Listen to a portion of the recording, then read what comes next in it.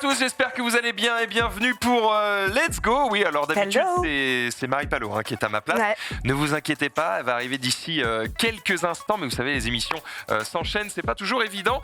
Aujourd'hui, autour de ce plateau, bon évidemment je suis là, donc ça c'est bonjour. Vraiment bonjour énorme. On ne peut que te remarquer. Bonjour. Voilà. Merci, c'est superbe. Nous avons la chance, le bonheur inouï d'avoir cet ami Ken avec nous aujourd'hui. Comment ça va, Ken? Bonjour, ça va. Je suis désolé, c'était de ma faute si Marie est pas là. Elle pensait que j'allais la chercher pour descendre et en fait j'ai tracé. Voilà. La prendre par la main tel un galant. C'était ma faute. J'ai joué l'égoïste, la carte de j'ai pas le temps et voilà. Retard. Mais elle arrive. De quoi on va parler aujourd'hui, Ken? On va parler notamment du vélo en zone rurale. Impossible? Point d'interrogation. On essaiera de voir une petite étude. Il y a 2 portraits qui ont été faits, qui te permettra un peu de voir ça. Puis on va parler du Tour des Flandres, entre autres. Ok.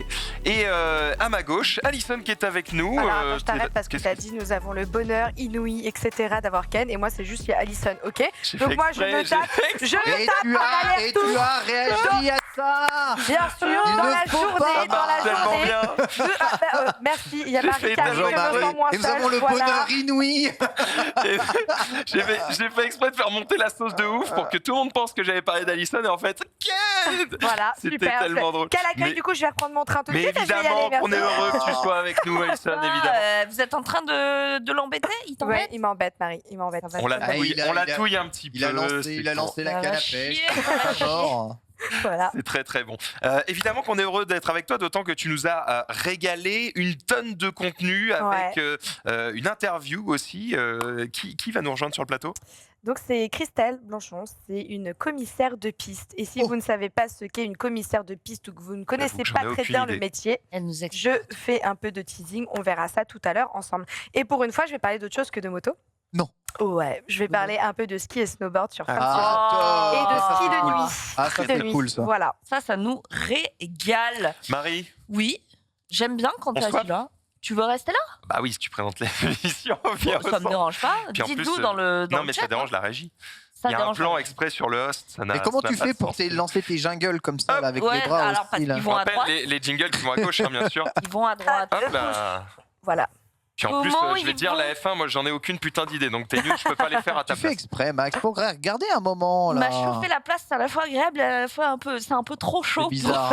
Pour les quelques minutes qui ont précédé. J'étais aux toilettes, Ken. Voilà, sache-le. C'est de ma faute, je suis désolé. Je t'ai attendu avec beaucoup d'espoir. Je suis jamais désolé. Je pensais que. On notera du coup qu'elle t'attend aux toilettes. Non, j'en ai profité pour aller. Ok. Et les bruits de couloir commencent comme ceci. Exactement. Voilà. Effectivement, on a beaucoup de choses dans cette émission. Tu l'as dit. Il y aura des interviews, il y aura des tests. On va commencer tout de suite avec les news. On démarre avec des news. Avez-vous vu le Grand Prix ce week-end? Il n'y a pas eu le Grand Prix ce week-end. Déjà. On leur fait pas. Voilà. Alors oui, c'est vrai, mais pas de Formule 1. C'était mon point. On doit attendre le 10 avril, donc le week-end qui arrive, pour aller du côté de Melbourne, non? Effectivement. Il se trouve qu'un des pilotes a déjà écopé d'une pénalité. What the fuck, mais pourquoi? Ouais. Donc une araignée géante dans son cockpit. Alors, c'était que ça. Je pense qu'il préférait. Le gage. L'entertainment. Elle se balade. Ah, l'angoisse. Je pense qu'à ce niveau-là, non, ils s'en foutent. C'est ça ou survivre, en fait. J'avoue.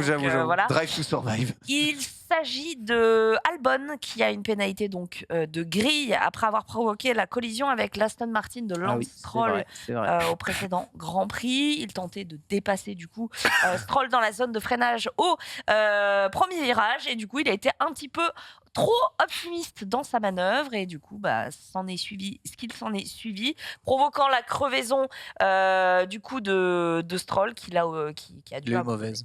Donc ce qui fait que il écope aussi d'une pénalité sur sa licence. Donc c'est quand même sa super licence. C'est assez sévère quoi. Bon.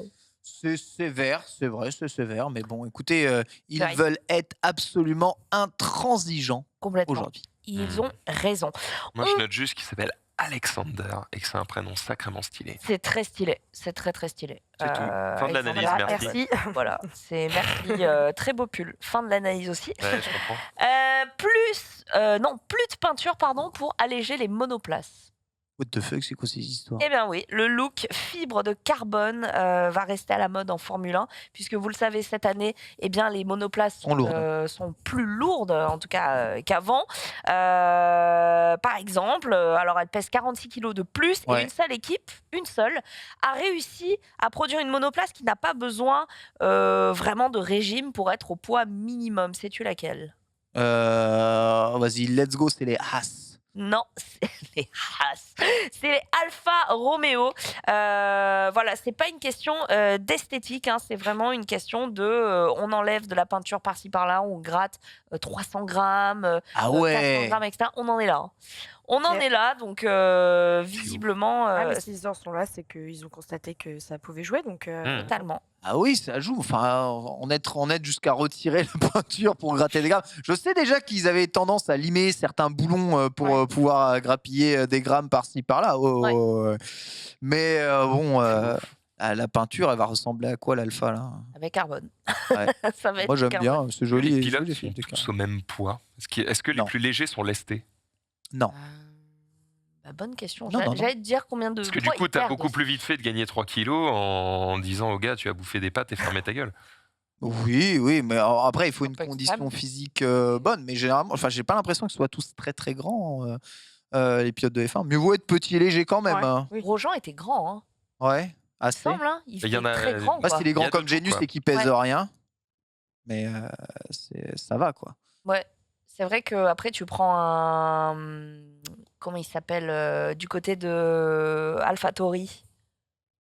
Gasly. Alors, Tsunoda, tout petit. Là, c'est un avantage, quoi. Ouais. Après, au vu des résultats, peut-être pas. On va continuer avec un article qui parle de toi, Ken. C'est sûr et certain. Je lis. Aller au travail à vélo à la campagne, une lubie de bobo urbain. Intro. Avec la flambée du prix de l'essence, des cyclistes conseillent aux automobilistes de se mettre en selle, ce qui a déclenché une polémique sur les réseaux sociaux. Je crois qu'on parle de toi. Et c'est le Parisien, c'est le Parisien qui a fait cet article. Je pense vraiment que ça parle de toi parce qu'ils ont sorti des tweets. Donc bon, il me semble. Ils ont sorti des tweets de Ken? Non, tu trolls. Pas sorti mes tweets, mais en tout cas, je fais un article complet du coup sur leur dossier justement là dans ce Let's Go. Si, j'ai repris la news en détail et puis j'ai regardé un tout petit peu. Tu as teasé, mais on va y aller. Les planètes solides. Alors qu'en vrai, ça parle pas vraiment de Ken, parce que Ken n'a jamais dit qu'il fallait faire du vélo quand on vivait à la campagne. Je dis, si vous pouvez faire du vélo, faites-le. Bien sûr. Oui, mais écologie. T'as jamais stigmatisé ceux qui utilisent leur voiture parce qu'ils ont 25 bornes à faire. Non, absolument. Mais certains ont pensé qu'ils le faisaient. Non. C'est peut-être le moment de te défendre. J'ai dit que si l'essence est trop cher, il existe des solutions. C'est la seule chose que j'ai dit. Mais après, je monte mon vélo en étant un peu en mode la solution, c'est ça. Mais non, c'est pas que la seule solution. On en a déjà discuté ici. C'est vrai. Mais oui, on va voir. J'ai regroupé pas mal d'informations sur ce que coûtait, tu vois, une voiture à l'année, les déplacements à l'année, justement, les problématiques qu'il y a dans les zones rurales, etc. Et on va mettre ça en comparaison en suivant le portrait de deux cyclistes en Lozère, hein, donc le coin quasiment le plus paumé juste après le Gers, qui font tous leurs déplacements à vélo. Et vous allez voir que c'est un défi, mais un défi qui devient vraiment le easy mode grâce au vélo électrique, notamment. Okay. Très bien, très très bien. Et enfin, une dernière news peut-être insolite. On peut louer un avion au Mexique. Lequel et pourquoi, selon vous? On peut louer un avion au Mexique, lequel et pourquoi? Un avion au Mexique. Pourquoi on louerait un avion au Mexique? Pour passer... Il n'y a pas encore le mur entre le Mexique et les États-Unis ici? Non. Alors, c'est pas de ce côté-là qu'il faut chercher. D'accord, c'est un avion bien précis, qui a un homologue dans chaque pays et qui a un nom. Ok, est-ce que c'est l'avion qui transporte le président? C'est ça. Donc c'est l'équivalent d'Air Force One. Exactement. Mais pour le Mexique, on peut le louer Pour son mariage. Très cher le mariage. Voilà. Très cher le mariage, mais on peut le louer parce qu'il est tout simplement un gouffre financier. On veut le rentabiliser. Le président mexicain, il faut savoir qu'il a essayé de le vendre depuis 2018. Il a même organisé une tombola. Ça n'a pas marché. C'est un Boeing qui pèse très très lourd sur le portefeuille de l'État. Donc le président Obrador a décidé de louer son appareil pour réduire le gouffre. Ça s'appelle pourtant Obrador, le mec. Mais au-delà de ça, est-ce que c'est... absolument rien dire en espagnol. Clairement.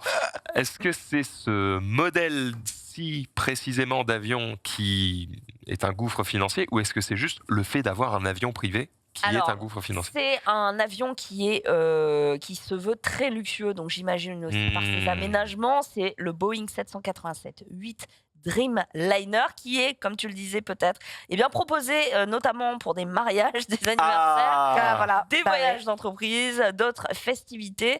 Donc il a fait l'annonce le 28 mars 2022 au cours d'une conférence de presse. Quand même de la gueule, l'avion. C'est quand même beau dedans. Hein. Il est quand même plutôt pas mal.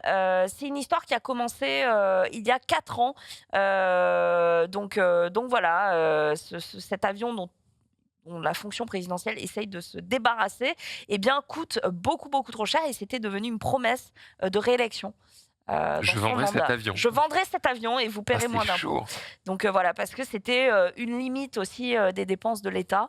Et donc cet avion qui est hyper luxueux représentait justement les dépenses de l'État qui étaient peut-être mal dispatchées. J'ai reçu un mail il n'y a pas longtemps et je ne sais pas comment je me suis retrouvé inscrit à ce truc, mais j'ai dû m'inscrire à un moment donné. C'est une société qui est organisatrice d'événements. Et le CEO apparemment de cette société s'est marié récemment.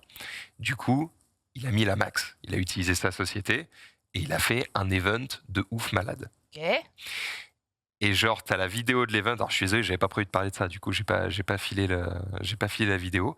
Mais en gros, l'event, c'est les invités.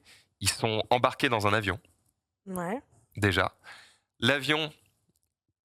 Pendant le trajet, c'est genre, il y a un DJ dans l'avion, il y a des lumières partout, les mecs sont en mode...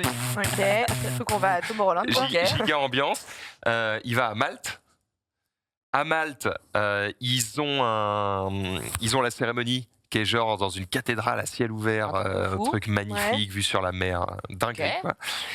Ils ont un temps magnifique en plus, donc GG à eux. Et derrière ça, c'est une comment on appelle ça? C'est une cérémonie laïque.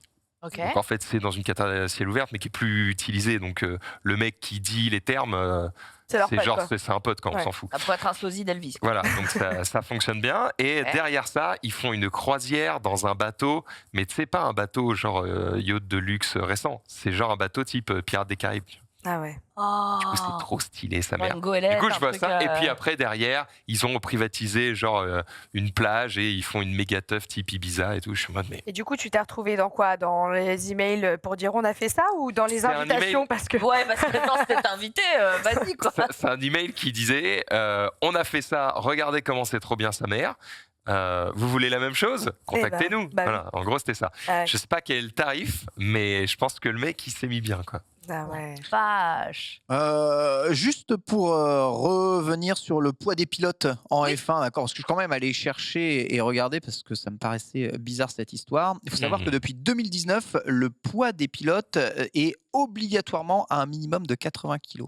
Voilà. Ah, il y a un minimum, d'accord. Voilà. Donc, s'ils sont plus légers, ils sont lestés. S'ils sont plus légers, ils sont lestés, exactement. Tout ça pour éviter à la course, à l'amaigrissement des pilotes en F1. Et alors, en 2019, le poids d'une F1 au total devait atteindre au minimum 740 kg.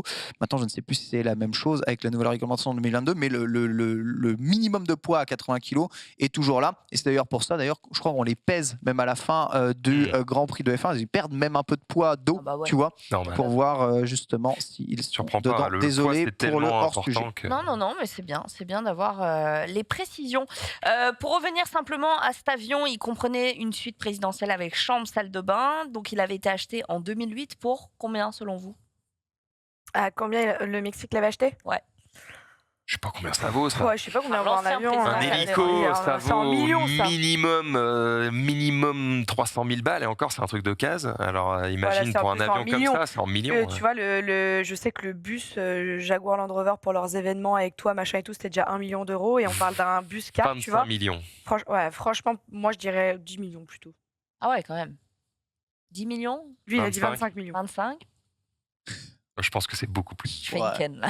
Tu fais une ken, c'est beaucoup plus. 50 millions, allez. 218 millions Et voilà. Allez, bâtard. Des coûts opérationnels estimés à environ 22 500 par heure de vol. C'est énorme. C'est quand même incroyable, toujours plus. Des coûts de maintenance à plus de 1,4 million d'euros par an. Voilà, c'est devenu un symbole pour dénoncer les excès et la corruption des prédécesseurs, peut-être présidentiels, au Mexique. Et personne ne veut l'acheter, cet avion. Ça vous dit? Si j'avais l'argent, même si je l'avais en fait. Je pense que j'en ferais pas grand-chose. Si vraiment t'es blindax, un max. Franchement, mettre tout ce pognon-là dans un avion... Pour précision, la tombola, c'était pas juste vous achetez un ticket, vous avez une chance de le remporter. C'était amortir le coût du bail. 6 millions de billets de tombola vendus au coût de 500 pesos, donc 24 balles quand même, étaient mis en vente. Et du coup, on s'attendait à 144 millions d'euros d'amortissement. Malheureusement, ça n'a pas marché. Donc, il y a eu encore des pertes là-dessus. Une histoire qui ne tourne pas rond. Vous aurez toutes les bonnes infos sur Internet. Et peut-être, qui sait, après Let's Go, quelqu'un se sentira l'envie de l'acheter. Voilà. On va passer à la suite. Et il me semble que c'est Alison qui a un débrief, puisqu'il y a quand même eu un Grand Prix ce week-end. Pas celui mentionné en intro, mais un autre. Oui, parce que vous parlez tout le temps de la F1, les amis, mais on ne parle pas assez du MotoGP. C'est vrai. Et donc ce week-end, il y a eu le MotoGP d'Argentine et j'avais plusieurs choses sur lesquelles je voulais revenir. Déjà, puisque le circuit d'Argentine n'avait pas été au GP depuis 2 ans. Donc déjà, c'était ça faisait un petit moment qu'on n'avait pas été sur ce circuit-là. C'était donc Marquez qui détenait la dernière victoire en date. Et donc, à nouveau, pas de Marquez, déjà, au départ. Voilà. Ah ouais. Donc, pas de Marquez. Là, il les enchaîne. Il n'arrête pas de se blesser. Suite à la dernière fois encore, il n'a pas pu prendre le départ. Et là, on est beaucoup à penser qu'à mon avis, l'année prochaine, il n'y aura plus de Marquez, quoi. Voilà. Ça paraît compliqué. Il les enchaîne depuis début de saison l'année dernière, puisque sur le premier GP, il s'était fait sa fracture au bras et du coup, il s'en est jamais vraiment énormément remis. Puis depuis, il n'a pas arrêté d'enchaîner les chutes. Il a des petits soucis aux yeux aussi, là, suite à ces chutes. Ça pardonne pas, ça. Ouais, des petits soucis aux yeux, notamment celle qu'il avait faite en cross. Voilà, puis là, il n'arrête pas de retomber et je pense qu'à un moment donné, on a beau être champion du monde par 8 fois, quand on n'arrête pas de tomber et qu'on se blesse. Le physique ne suit pas, ultra physique. Au bout d'un moment, ça commence à être compliqué. Donc voilà, pas de Marquez, mais de nouveau un Grand Prix d'Argentine. Surtout sur ce Grand Prix d'Argentine, on a eu une belle bagarre à la fin entre Jorge Martin et Aleix Espargaro. Et notamment, donc, on a eu la victoire d'Aleix Espargaro et de Aprilia pour la toute première fois. 4 Espagnols sur... Oui, j'allais dire, ils ont tous des noms à consonance Espargaro, Martin, Rins et Mir, qui étaient dans le parc fermé avec Bagnaia en 5. Mais voilà, donc on peut voir que Espargaro, il était très très très content et on peut le comprendre parce que quand même, il avait un certain nombre d'années de carrière derrière lui. 32 ans et donc voilà, il gagne son premier titre en MotoGP en catégorie Rennes et notamment il offre surtout donc à Aprilia, chez qui il vient d'arriver et signer cette première victoire en Grand Prix. Donc ça, c'était vraiment... Voilà, c'était très cool pour lui. Par contre, à l'inverse, effectivement, pour nos Français, c'était pas très glorieux. On avait Fabio qui était parti 6e et Zarco qui était parti 9e. Donc déjà, Quartararo, il n'avait pas fait ce qu'il voulait au niveau des qualifs. Mais voilà, donc Fabio est arrivé 8e grâce à un bon départ quand même où il a sauvé ça. Et par contre, voilà, Zarco a chuté. Il est toujours chez Yamaha ou il s'est barré? J'ai entendu des trucs comme quoi il partait il est toujours, bien sûr. Il est toujours, voilà. J'ai mis la chute de Johan Zarco, qu'il a lui-même, de toute façon, partagé sur ses réseaux.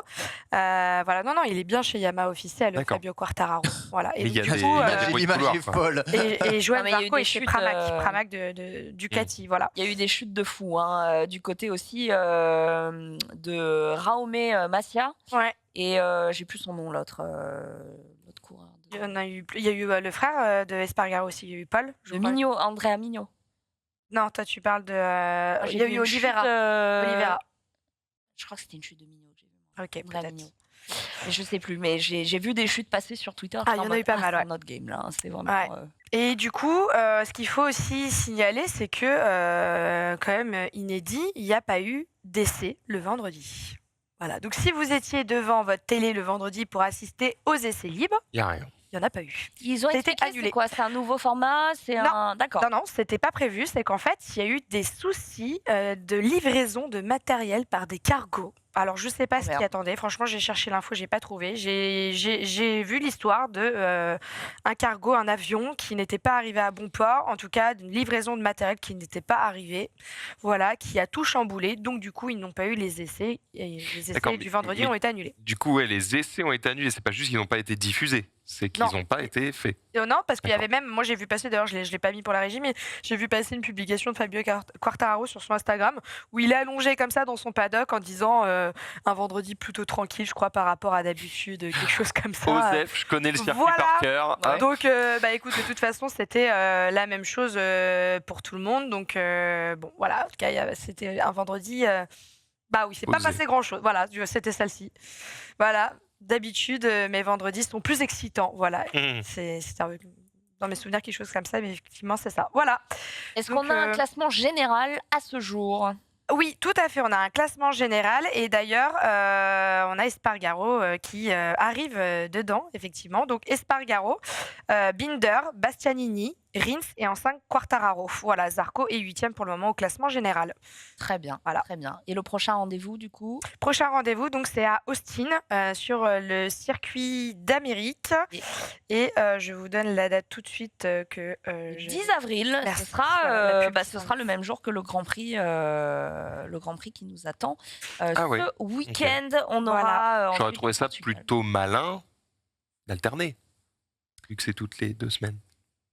Après, ils font comme ils peuvent selon les... Oui, je me doute bien, mais en fait, on dit que les voitures sont plus médiatisées que les motos. En même temps, vous mettez pas en même temps, c'est chiant. Après, heure locale à Paris, 21h, je pense que le Grand Prix d'Australie, ce sera bien avant. Quoi. Ouais, tu peux suivre largement les deux avec les décalages horaires. Pour les gens qui sont férus de sport mécanique, ok, ils vont peut-être se bouffer les deux. Pour les gens qui sont un petit peu plus casus, 2 courses dans la même journée, tranquille. Ouais, après, tu sais, quand t'as Canal, ils diffusent les deux. Donc, en vrai, t'enchaînes les deux. Mais mon frère suit les deux, tu vois, il suit la MotoGP, il suit la F1. T'as le replay, Moi, personnellement, dimanche, je pourrais pas être devant ma télé. Puisque je regarde en replay. Je vous prépare quelque chose de très cool. Je vais tester les nouveaux buggy Segway en Espagne, sur le désert de Bardenas. Oh non, mais arrêtez d'avoir une vie cool, là, c'est bon. Voilà, je vous ramènerai des... Mais je regarderai le replay, donc quand on veut, on peut. Pas d'excuses, pas de raison. Voilà. C'est vrai. Moi, j'ai une fonction sur ma télé qui permet de... Enregistrer? Non, de split l'écran. Ah ouais, 2 écrans, donc des fois je me mets le Grand Prix à gauche et un autre programme à droite. Disney, et mes yeux sont comme à droite, ça, et je me transforme en poisson, en canard, mais par contre je kiffe quoi. Donc voilà, très bien, merci pour ce débrief. Je suis en train de suivre les lignes du runner et donc on arrive sur mon interview. Sur une interview. Tout à fait, parce que voilà, on parlait GP, on parlait pistes, comme vous le savez moi c'est mon sport à côté, voilà, le circuit. Non. Et il y a des métiers comme ça, des métiers ou des passions, tout simplement, qui sont un peu pour moi les passions de l'ombre. On n'en parle pas assez et aujourd'hui donc j'ai voulu mettre en avant le métier pour certains, en tout cas la passion pour d'autres, puisqu'il y a beaucoup de bénévoles dans ce milieu-là, qui sont les commissaires de piste. Et donc je vais moi-même tout de suite accueillir Christelle. On a un jingle.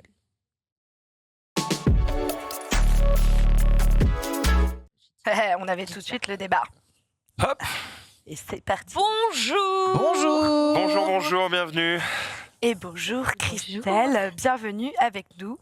Donc, je vous présente Christelle, qui est commissaire de piste. Bon, moi, je te connais, évidemment, puisque tu m'as fait passer plus d'une fois sur le circuit Carole, mais tu m'as aussi ramassé par terre.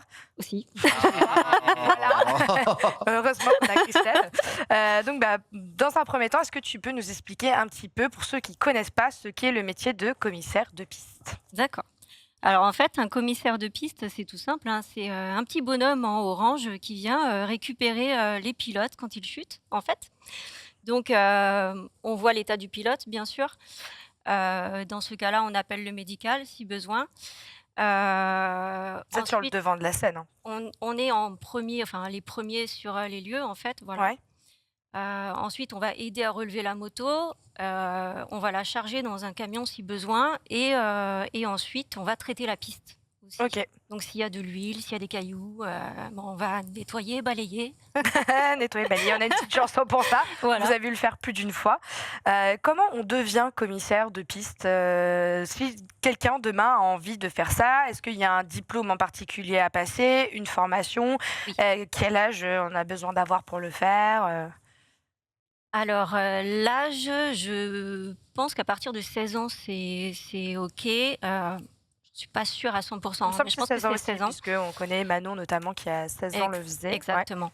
Ouais. Ensuite, c'est un examen qui est mis en place par la FFM, en fait.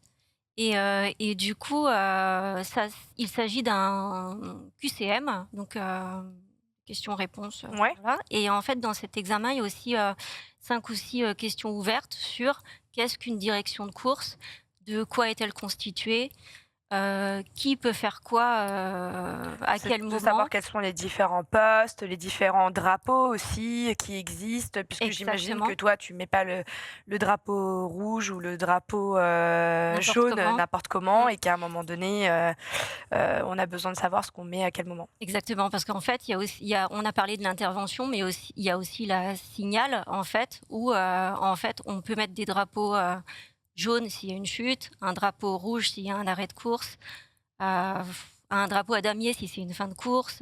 Ouais. Mais ça, c'est le directeur de course qui le met. D'accord, voilà. Celui-là. Et justement, tu vois, on parle de course, on parle d'entraînement. On est d'accord qu'il y a donc les deux sur lesquels vous pouvez assister. Oui. Et tu parlais tout à l'heure du QCM. Si je ne m'abuse, il me semble que c'est quand on passe le CASM. C'est bien ça? C'est au même moment ou c'est encore différent du CASM? Le CASM, je répète, du coup, c'est le certificat d'aptitude au sport motorisé. C'est ce qui nous permet notamment de faire de la pratique du circuit et du cross sans avoir le permis moto. Et il me semble que le CASM, c'est à ce moment-là qu'on peut aussi, avec ça, on peut devenir commissaire de piste, parce que moi, j'avais eu la proposition quand je l'ai passé. Est-ce que du coup, il y a une formation en plus ou est-ce que c'est ça? Alors, je pense qu'ils ont mutualisé les deux examens, en fait, qu'on peut le passer sans le CASM, juste si on veut être commissaire. Par contre, si on veut être commissaire et faire des courses, être pilote dans une course, on a moyen de le faire en passant le CASM aussi. Alors, je vois sur un site spécialisé, commissaire-de-piste.fr, qui renvoie justement vers les bons sites officiels, etc., que pour devenir commissaire de piste, on peut suivre donc la formation qui est gratuite, organisée par la Ligue motocycliste de votre région. Et en attendant la formation, il est possible d'officier en tant que commissaire de piste stagiaire pendant 1 an. À noter que la qualification est valable à vie. Ok. Oui. Bon, bah voilà. Merci Marie. Il faut te faire former sur place, quoi. Très voilà. Et d'ailleurs, est-ce que c'est gratuit? Est-ce que c'est bien? Parce que nous, je sais que pour le CASM, c'est quelque chose qui est payant, qui est largement abordable, contrairement au permis moto qui coûte une blinde. Quand on paye 50 € pour avoir le CASM, forcément, ça paraît pas cher. Mais est-ce que du coup, parce que vous êtes souvent bénévole, faut le dire aussi, il faut le souligner ça, que parfois vous êtes rémunérés, mais parfois ils sont quand même bénévolat la plupart du temps. La plupart du temps, oui. Ouais, c'est passion, mais ils sont souvent dans l'ombre et c'est pour ça que c'était important d'en parler. J'ai l'impression que même sur des grandes courses ou parfois des championnats, genre des grands prix, il y a quand même beaucoup de bénévoles parmi les commissaires de piste aussi. C'est vrai ou c'est faux ça? Alors, je ne sais pas. En général, sur les courses, normalement, les commissaires sont défrayés. Ils ont une petite rémunération. Ah oui, d'accord, ok. Sur les vraies courses, voilà. Après, sinon, sur les circuits en général, c'est du bénévolat. Ouais, d'accord. D'ailleurs, on voit Christelle en pleine action. Ouais. Et alors après, moi, pour avoir parlé avec certains commissaires de piste qui ont eu la chance de faire des 24 heures du Mans, mais aussi des GP qu'on a en France, par exemple, au Mans, eux, ils sont là par passion de dingue. Pour eux, déjà, ils sont au cœur du Grand Prix. Ils le voient. Et puis, il y en a. J'ai ramassé Marquez, j'ai ramassé Zarco. Ils repartent avec un bout du casque, avec des photos, des autographes. Enfin, c'est quelque chose que tu fais dans le milieu de la passion. Mais comme tout métier au monde, il y a ces moments-là que tu fais et c'est génial. Et puis, il y a le moment où tu tapes un simple roulage, entre guillemets, en plein mois de, par exemple, mars, avec de la grêle. Enfin, j'abuse un peu, mais avec des conditions de Marquez, climatiques. Ça n'a pas de... Voilà, avec des Allison qui font des Marquez, avec des conditions climatiques vraiment horribles, où tu es quand même toute la journée dans le froid, en train de peler les miches, clairement. Et là, c'est quand même pas le côté le plus agréable, on va dire. Donc, et tu restes bénévole dans ces moments-là. Après, du coup, après, il y a des commissaires quand même qui sont tellement passionnés, qui sont prêts à parcourir la France. Même, il y a des défraiements, c'est parfois même moins que ce qu'ils peuvent dépenser pour aller sur un circuit. C'est ça. N'importe où en France ou même ailleurs, en fait. Et comment on les choisit, du coup, ces commissaires? Est-ce qu'à chaque fois, on postule pour être commissaire pour tel ou tel Grand Prix ou telle session de roulage, ou les organisateurs de la course connaissent déjà les noms de commissaires de piste un peu connus qui seraient idéaux pour les compétitions? Alors en fait non, faut juste faut s'inscrire auprès des personnes qui s'occupent des commissaires en règle générale sur les petites courses. Sinon pour par exemple les 24 heures du Mans, faut s'adresser à l'ACO, s'inscrire à l'ACO. D'accord. Et ensuite, pour des petits roulages simples, moi j'y suis très souvent, par exemple à Carole, au circuit Carole, et je suis bénévole au circuit. Donc du coup, j'ai d'office le droit d'y être tout le temps, même sur les roulages club. En fait. C'est sa deuxième maison, Christelle. Le circuit Carole, elle y est quand même. C'est ma maison de campagne. Voilà, c'est ça. Résidence secondaire. Voilà. Et d'ailleurs, comment t'es venue l'envie de faire commissaire de piste? Est-ce que toi-même, tu es motarde ou pas? Bon, moi, j'ai forcément la réponse, mais pour que les gens qui nous regardent apprennent à te connaître un petit peu, d'où ça t'est venu, la moto, la passion et commissaire de piste? Alors, paradoxalement, non, je ne suis pas motarde. Je suis passagère, ce qu'on appelle un petit sac de sable. SDS, voilà. Et je sais me tenir. Non, sinon, plus sérieusement... à un moment donné de ma vie, j'ai eu envie de faire du bénévolat. Très sincèrement, c'est égoïste de ma part, mais je voulais pas subir le bénévolat. Je voulais pas pleurer tout le temps. Donc, les animaux abandonnés, les enfants malades, les gens qui sont dans le besoin, etc. Moi, je me sentais pas de les aider. Enfin, mentalement, j'étais pas assez forte, je pense. Et je me suis dit, tiens, dans quel domaine est-ce que je pourrais apporter de l'aide? Comment est-ce que je pourrais développer ça? Et je me suis dit, tiens, la moto, j'ai toujours aimé, depuis toute jeune. Je ne sais même pas l'expliquer, en fait. Je trouvais ça magique, un truc à deux roues qui tenait debout. Voilà, tout simplement. Et en fait, j'ai décidé d'écrire au circuit en voyant qu'ils demandaient des bénévoles. Donc le premier coup, ça n'a pas marché, j'ai pas eu de réponse. J'ai abandonné un peu, je suis passée à autre chose. Et 5 ans après, je me suis redécidée, j'ai réécrit et ça a matché. En fait, on m'a proposé de venir pour me présenter un petit peu comment ça se passait au circuit. Et j'y suis arrivée en 2014 et j'y suis toujours. Et ben voilà. C'est top. C'est quand même beau. Ça ne t'a jamais lâché. Et pour autant, ça t'a pas donné envie de passer le permis moto ou de te mettre sur circuit? Pas vraiment. En même temps, je ne comprends pas pourquoi. Il y a de quoi être rebuté. Moi, j'ai une question. Vous occupez en plus bénévolement souvent, voire peut-être tout le temps. Savoir si dans le chat, n'hésitez pas à nous dire s'il y a des fois où c'est rémunéré officiellement, ça devrait l'être en tout cas. Parce que vous êtes dans des zones très à risque en cas d'accident. Quelles sont les attitudes à adopter en cas d'accident justement pour ne pas apporter un danger supplémentaire quand un pilote tombe, par exemple, pas loin de vous et que vous devez le signaler? Parce que j'imagine que vous n'avez pas le droit de tourner le dos à la piste, etc. Quoi. Ah mais non, carrément. En fait, on fait face à la piste. On est toujours plusieurs à intervenir. Donc, il y en a toujours un qui a l'œil sur ce qui vient. Il y en a qui sont près du pilote, d'autres qui vont relever la moto. C'est vraiment un travail d'équipe, en fait. On peut pas, dans ce métier-là, on ne peut pas être seul, à réagir tout seul et faire ce qu'on veut, en fait. Il y a vraiment des règles à respecter et ça ne peut pas être autrement. Entre celui, par exemple, qui va signaler l'accident et ceux qui vont venir aider la personne qui signale, j'imagine qu'il y a des rôles aussi qui s'auto-attribuent en fonction de la situation? Alors en fait, dès qu'il y a une inscription à une course, il y a des rôles bien définis. Il y a ceux qui seront uniquement à la signale et ceux qui seront uniquement en intervention. Ah, d'accord, ok. Et du coup, on a des radios et chacun entend ce qui se passe en fait. Il y a souvent un chef de poste aussi qui a lui une radio et qui peut communiquer avec la direction de course. Ce chef de poste, il travaille pour le circuit? Pas spécialement. D'accord. Non. Ça peut être un commissaire comme lambda, comme moi, qui est désigné. Aujourd'hui, c'est toi le boss, et c'est parti. Sur un petit circuit, entre guillemets, comme le circuit Carole, ça représente combien de commissaires de piste pour une session de course? Tu parles course parce que. Ouais, de course, bien sûr. Ouais. Alors, sur une course, c'est une quarantaine de commissaires quand même. Ouais. Ça en a à tous les postes, ouais. Ah ouais, ça fait masse de monde quand même. Tu dis que t'as pas le cœur très accroché. T'as vu des choses assez difficiles. Tu piques mes questions. Excuse-moi, ça m'intéresse, pardon. Tu fais une max là. Désolé. Pardon, Alison, je t'en prie. Non, mais très bien, ça me fait plaisir parce que tu vois, ce sont mes questions d'interview, donc ça veut dire que je fais ça. Merci. Voilà. Donc j'y viens, mais avant, donc j'ai des petites questions. Est-ce que tu as une anecdote à nous raconter par rapport à ça? Une anecdote pire souvenir ou meilleur souvenir ou chose affreuse. On parle vraiment d'une anecdote là. Alors, pour une petite anecdote drôle, en fait, on avait une course d'endurance à faire en tant que commissaire. Ouais.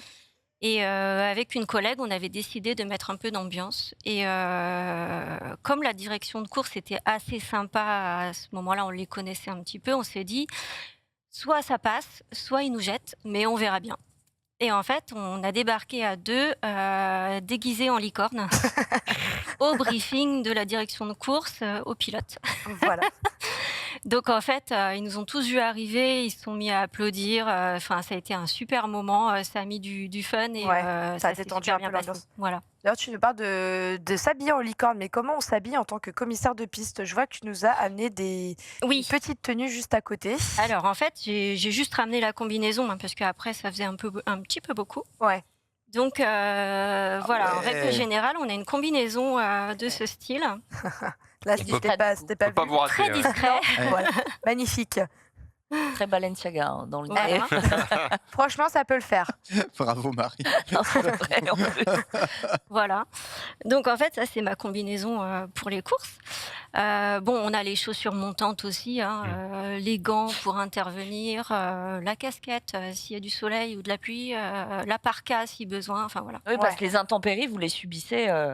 Ah bah, une course d'endurance de 4 heures, on ne bouge pas pendant 4 heures, sous la grêle, la pluie, le soleil. Il faut vraiment tout prévoir en fait. Ouais. Quoi qu'il se passe. Et puis les pauses pipi et les pauses miam miam. Voilà, alors les pauses pipi, il faut le signaler. Attention, si le commissaire va traverser. C'est bête, mais comme toute personne. Bon, dites-leur de pas tomber là.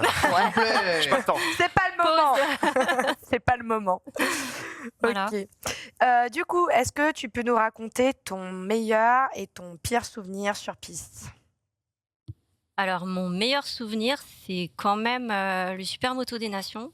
Quand on a vu l'équipe de France gagner, être sur le podium avec l'équipe junior, c'était vraiment un chouette moment. En plus, le Super Moto des Nations, c'est quand même une course assez particulière. C'est moitié bitume, moitié terre, avec des bosses. C'est un parcours assez sympa et les pistards en fait sont vraiment fun aussi, donc c'est cool. Et du coup, ça rejoint un petit peu la question de Ken, je pense. Malheureusement, on sait qu'il y a des pires moments. Est-ce que tu en as un en tête? Oui. Alors, être commissaire, il y a une partie sympa, mais il y a une partie aussi beaucoup moins sympa. C'est-à-dire que moi, j'ai fait un décès en fait sur piste. Je suis allée sur une intervention.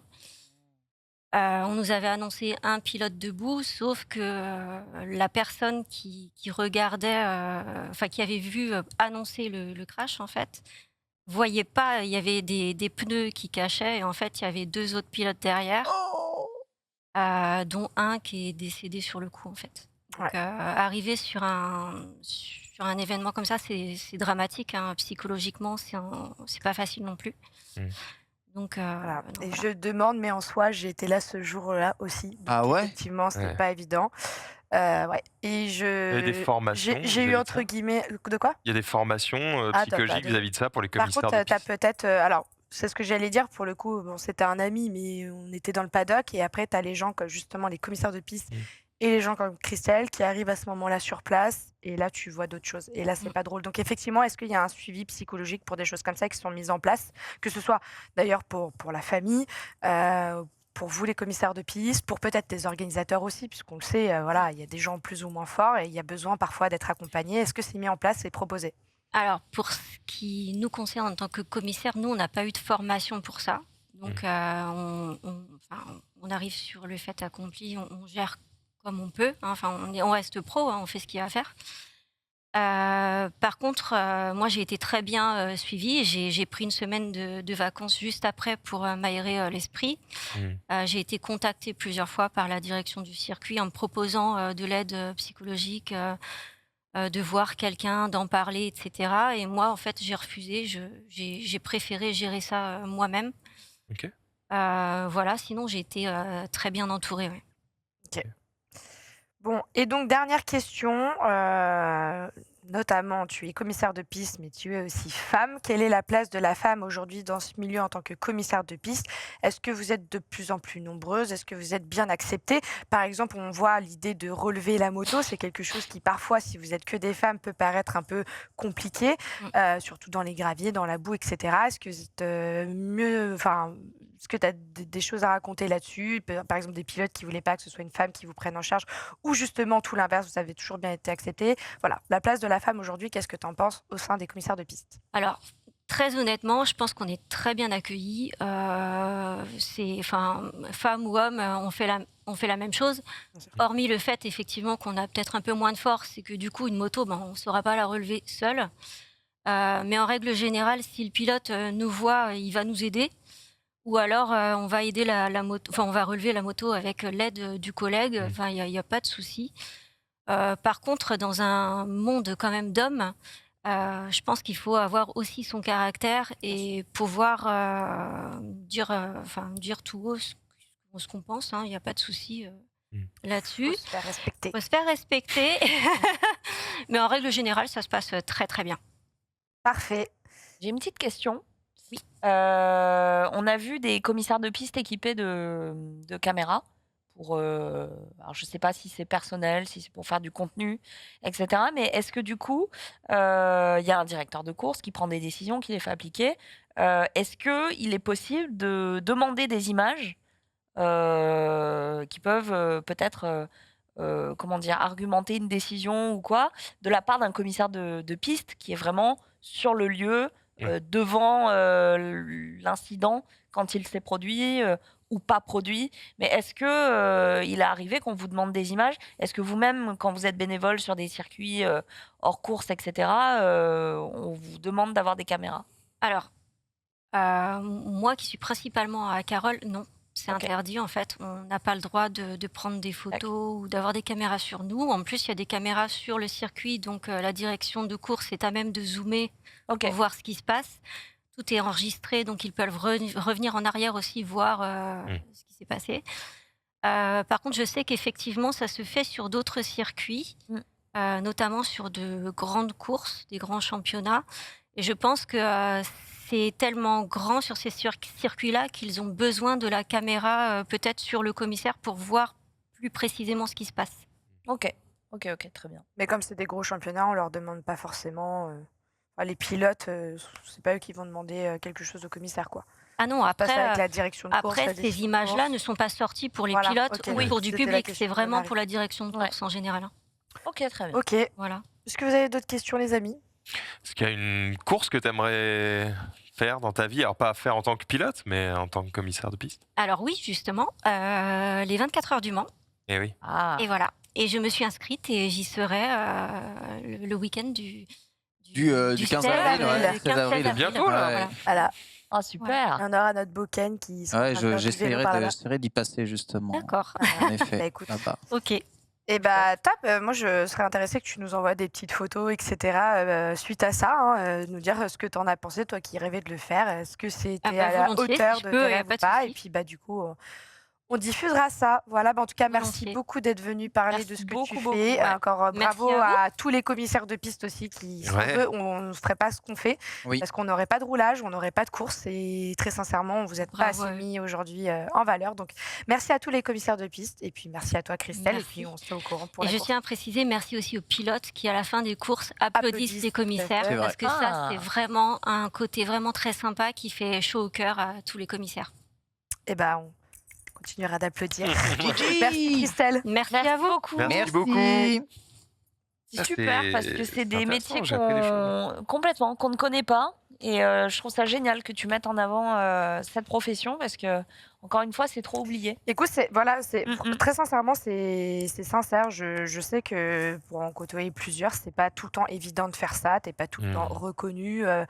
Ils sont aussi beaucoup engueulés. Ça, on en a parlé. Mais moi, j'ai déjà vu des commissaires se faire vraiment engueuler sur les bords de course. Mais qu'est-ce que tu fous? Qu'est-ce que t'attends? Mets le rouge, mets le jaune.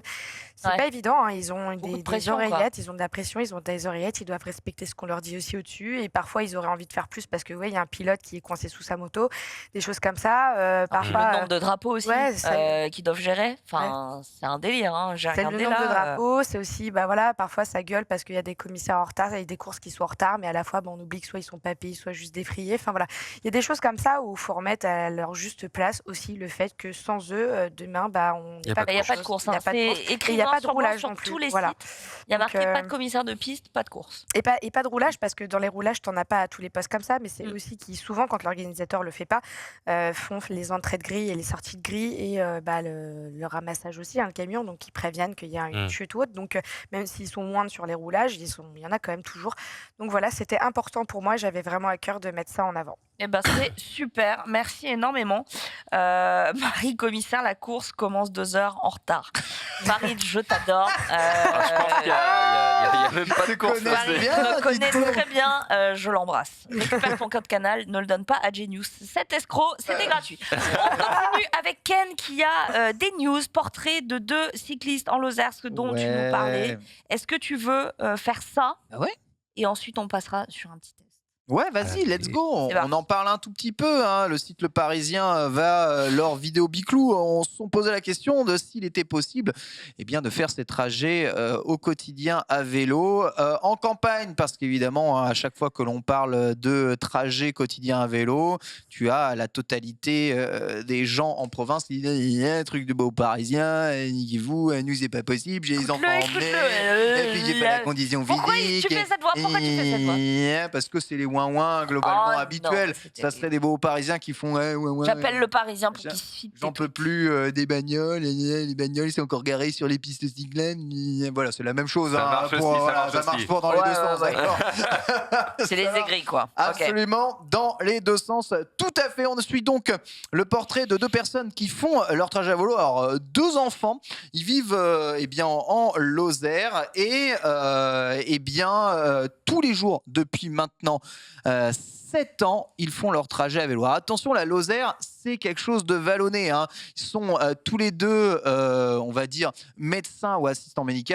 L'un est kinésithérapeute, l'autre est, il me semble, assistant médical. Et ils doivent se taper un trajet quotidien de 8 km avec 400 mètres de dénivelé pour aller... Alors, pour vous rendre compte de ce que c'est 400 mètres de dénivelé, c'est une montagne limite sur 8 km. Ils doivent vraiment grimper tout en haut de la montagne pour aller juste là-bas. Et ils le font super bien depuis maintenant 5 ans grâce à l'arrivée du vélo électrique. Voilà, ils ont 2 enfants. Il y en a une qui va au collège à 2 km. Exactement, à 2 km. Voilà, c'est cette petite. Elle prend ni plus ni moins celle-ci, son vélo pour aller au collège tous les jours, c'est à 2 km, aucun problème. La maman emmène, parce qu'elle travaille après le papa au niveau de ses horaires, l'autre petite à l'école en vélo électrique. Et lui, il montre, regardez là-bas, la colline, c'est là où je dois me rendre.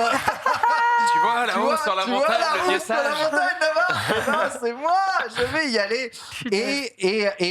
Et en fait, en vélo électrique, ça se fait très bien. Ce qu'il dit, c'est que le vélo électrique, ça lui aplanit un peu la Lozère, étant donné qu'il ressent moins l'effort. Parce que je te prie de croire que si tu devais faire ça en vélo muscu tous les jours, autant vraiment là pour le coup te foutre en l'air. Voilà, Gamila. Mais bon, le constat, il est réel. Sur ce petit village de 1500 habitants, seuls 2 couples emmènent leurs enfants à l'école en vélo. Pour le reste, c'est complètement mort.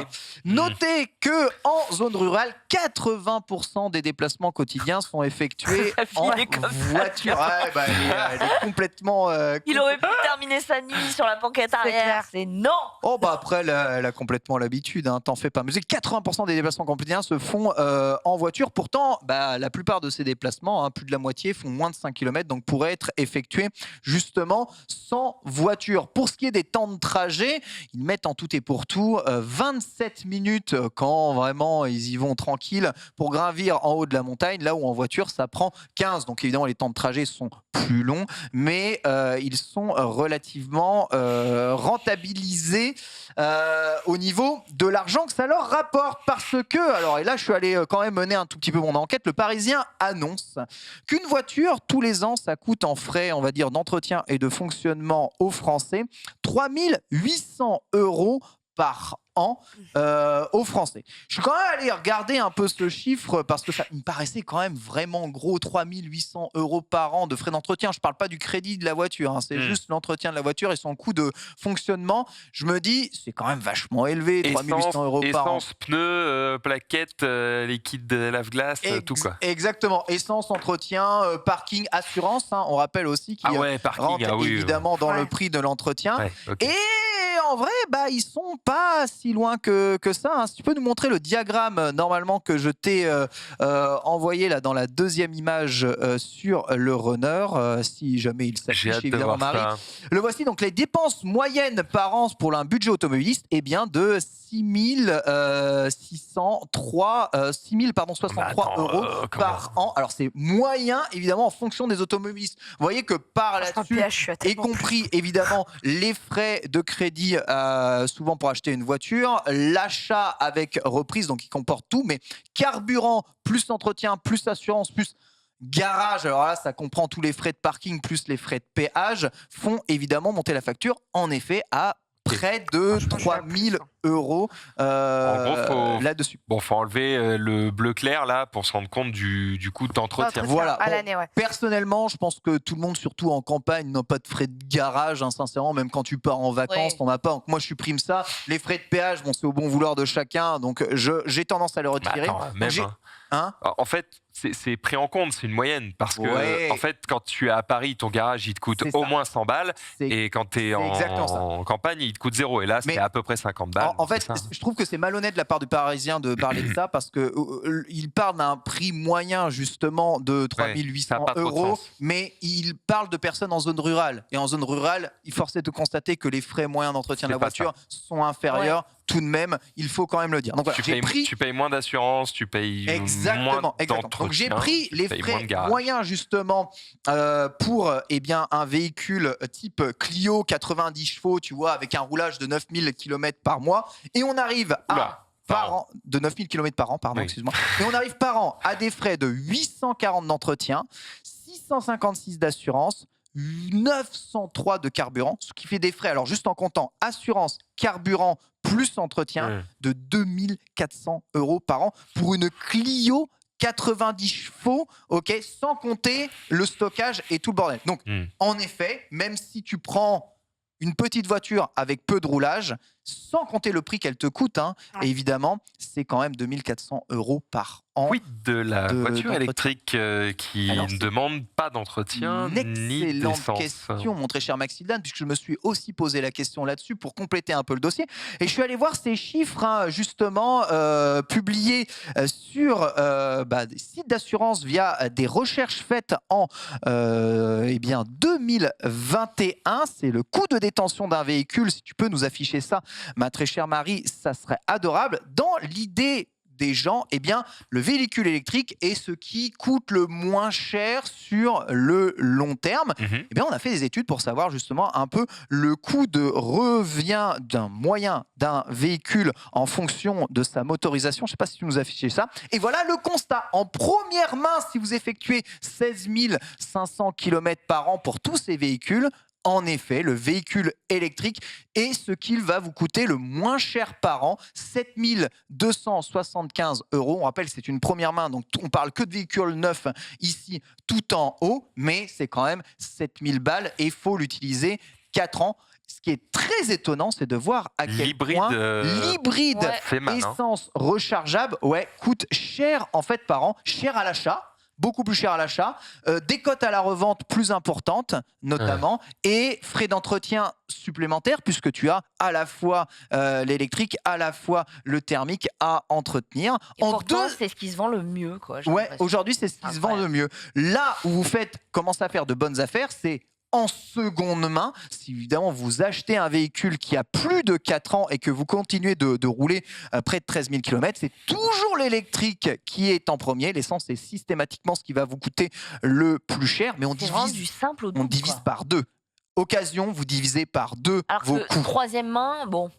Exactement. Troisième main, donc là c'est de l'occasion, on va dire, de véhicules qui ont souvent plus de 100 000 km et qui ont déjà bien roulé. Oui, les coûts vont être quand même inférieurs malgré un entretien qui est généralement plus important. Mais en fait, ce qui fait que ces coûts s'équilibrent, c'est que le coût d'achat du véhicule et le coût de la revente du véhicule est tellement similaire. Ce qui baise quasiment tout le monde là tout en haut, c'est que le coût d'achat et le coût de la revente est tellement différent. En fait, tu l'achètes, ta voiture a déjà perdu tellement d'argent au bout de 10 000 km qu'au moment où tu la revends, tu perds énormément d'argent.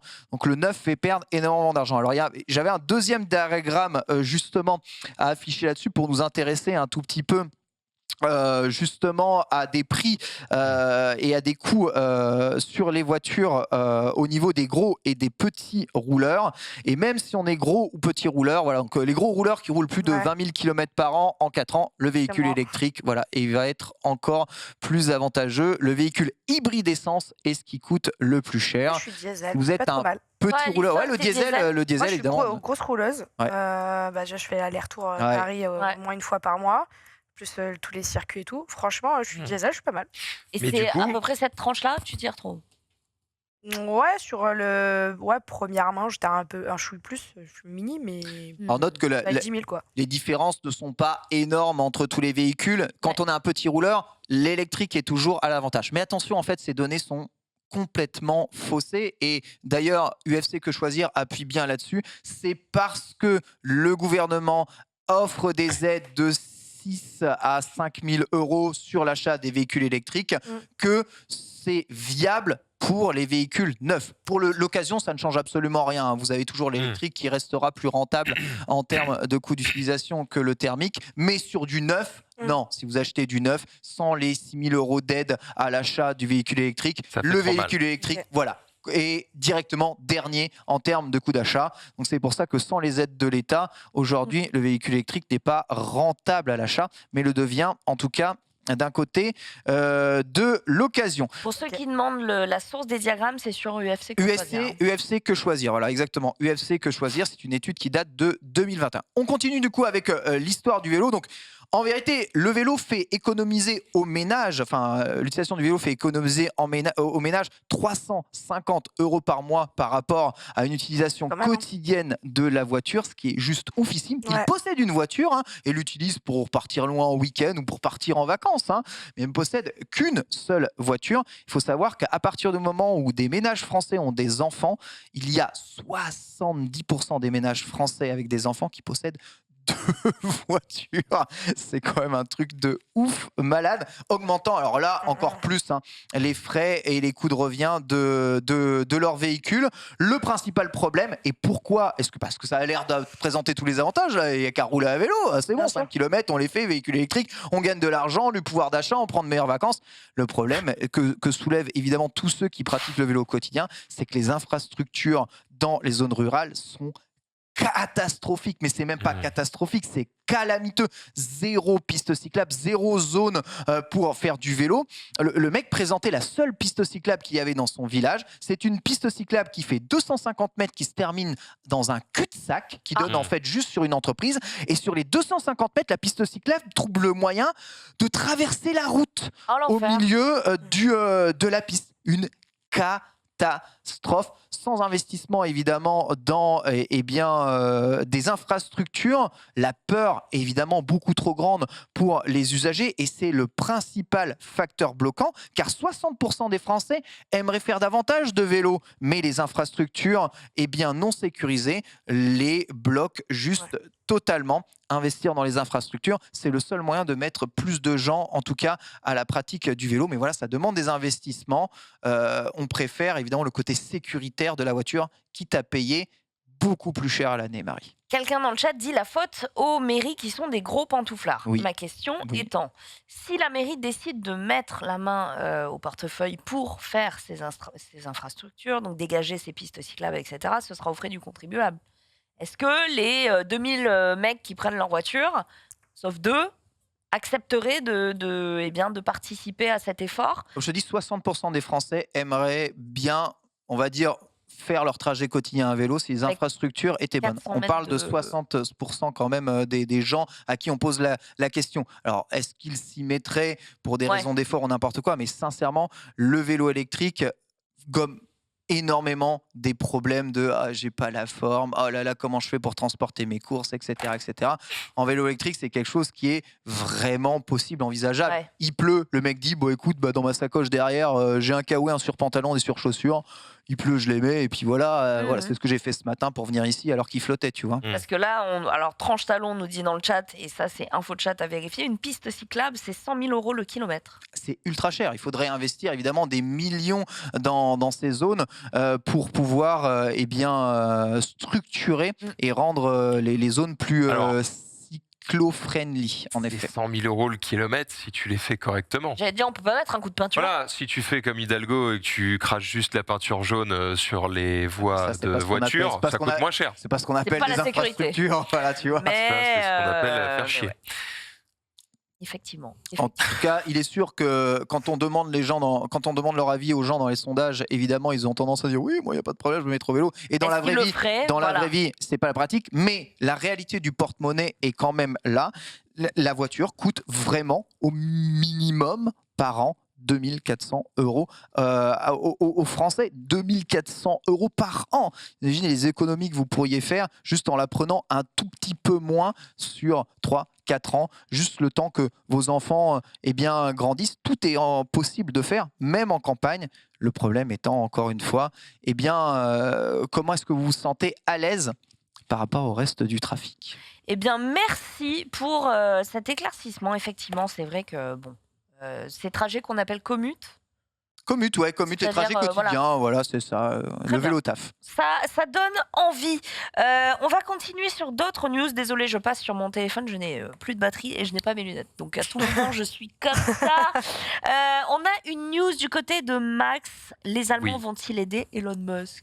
Oui, parce que, on le sait, c'est compliqué pour Elon Musk avec l'usine chinoise qui s'est arrêtée pendant un certain temps, les commandes qui ralentissent. Du coup, les commandes ralentissent pas, mais eux bloquent les commandes sur le site directement, soit en annonçant des livraisons de Tesla à 1 an d'intervalle, soit en augmentant les prix, bref. Mais il y a quand même quelque chose qui va peut-être pouvoir aider Elon sur ça, c'est que l'usine allemande, ça y est, elle est lancée, elle fonctionne, ils ont tous les feux verts, mais en fait, ça va pas l'aider tant que ça.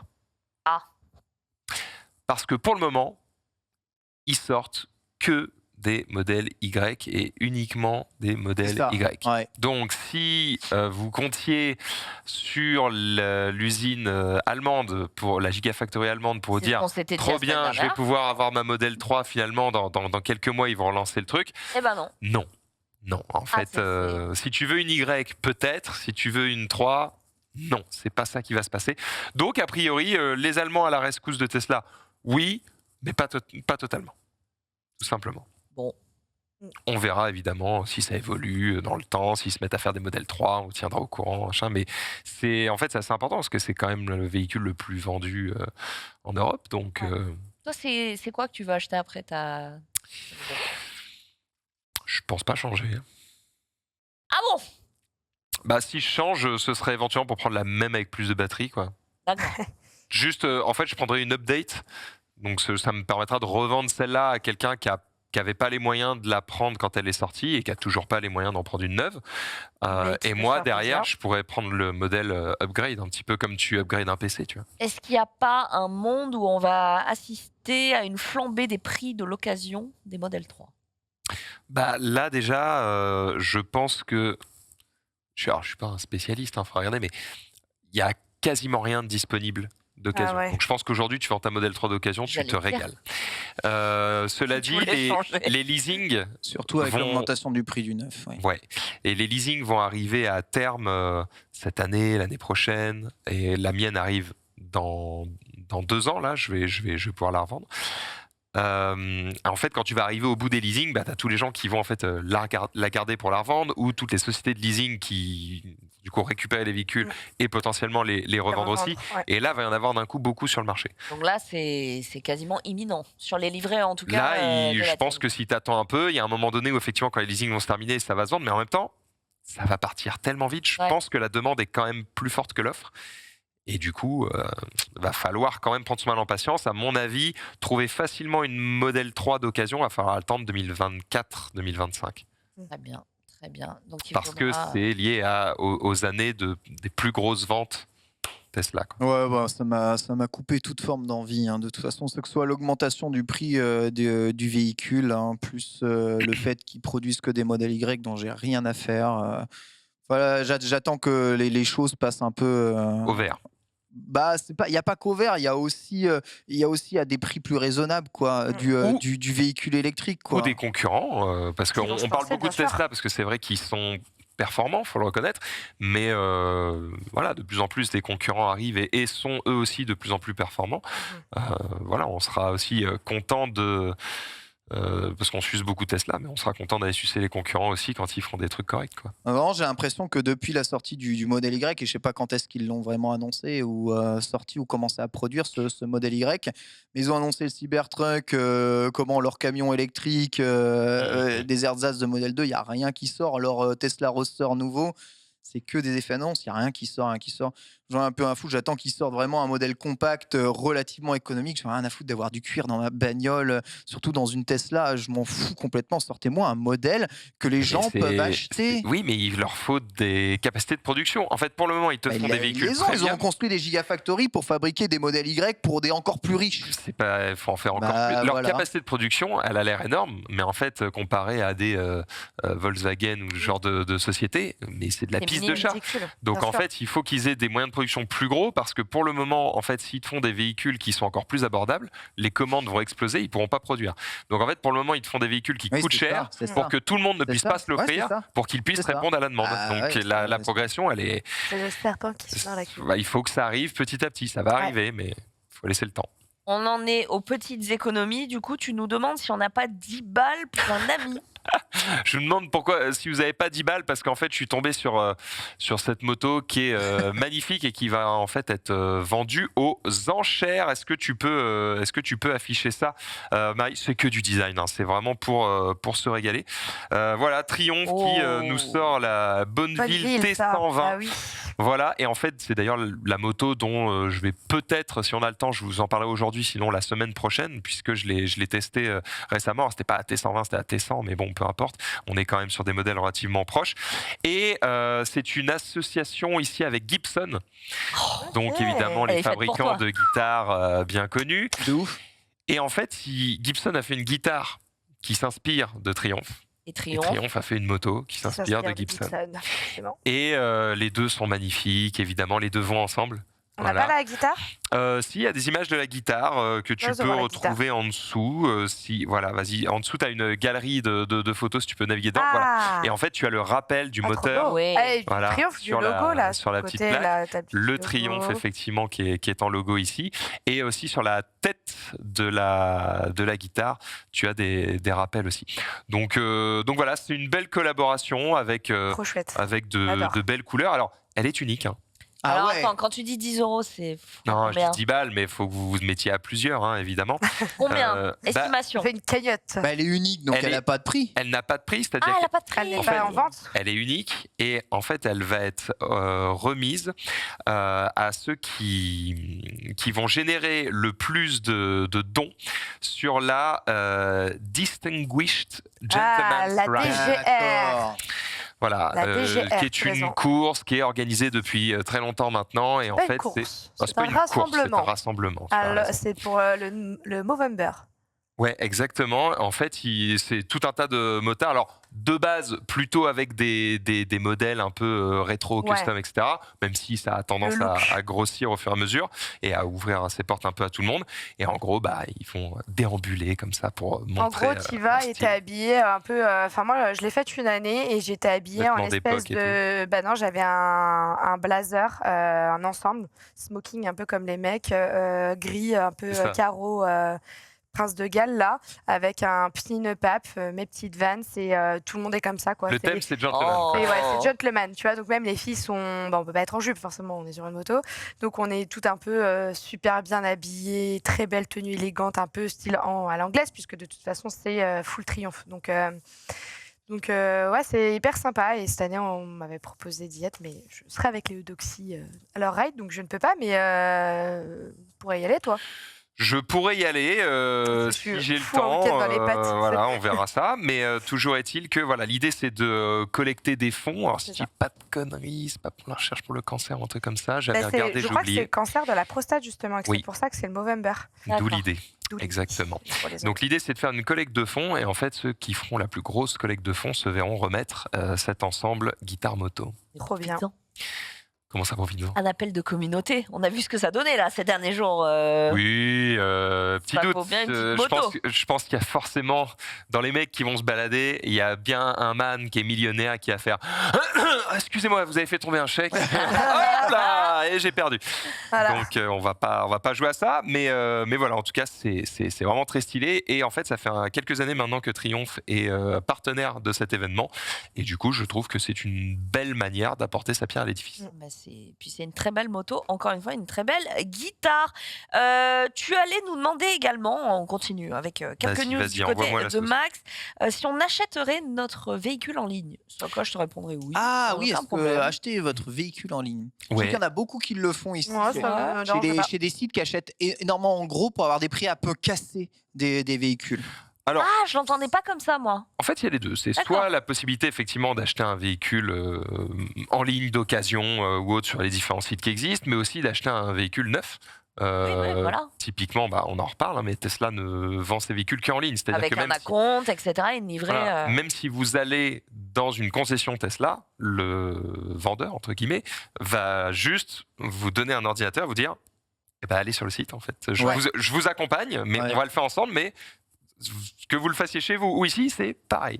Vous ne repartez pas avec un véhicule que vous n'avez pas déjà acheté sur Internet. Et en fait, il y a une étude qui a été menée sur un échantillon d'un peu moins de 1000 personnes pendant le mois de février 2022 et qui dévoile que 18% des Français interrogés ont déjà acheté, loué ou même souscrit à un abonnement automobile entièrement en ligne, où 100% de la démarche se fait en ligne.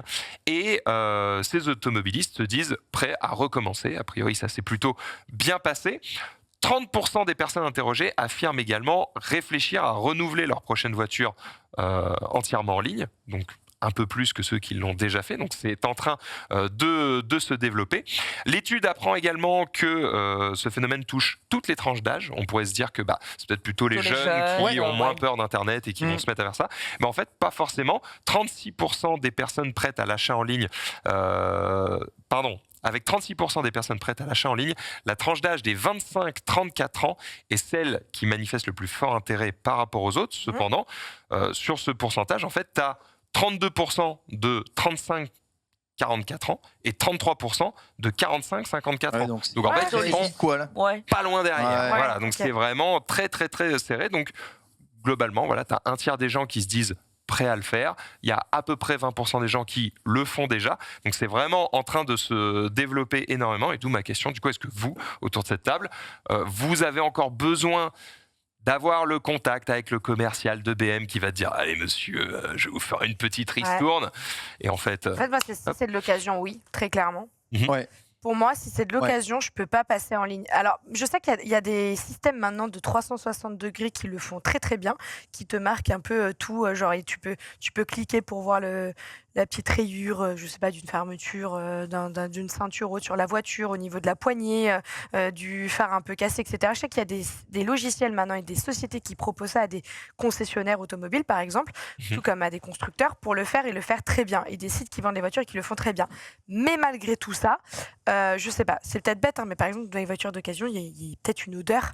Ah non, mais moi, je personnellement, c'est obligatoire. Tout ce qui est odeur de cigarette dans la voiture, ou tu sais, des personnes, enfin voilà, il y a des personnes qui sont pas une odeur corporelle qui te parle, et qui sont restées très longtemps dans leur voiture. Moi, rien que pour les odeurs. Mec qui est mort dans sa voiture.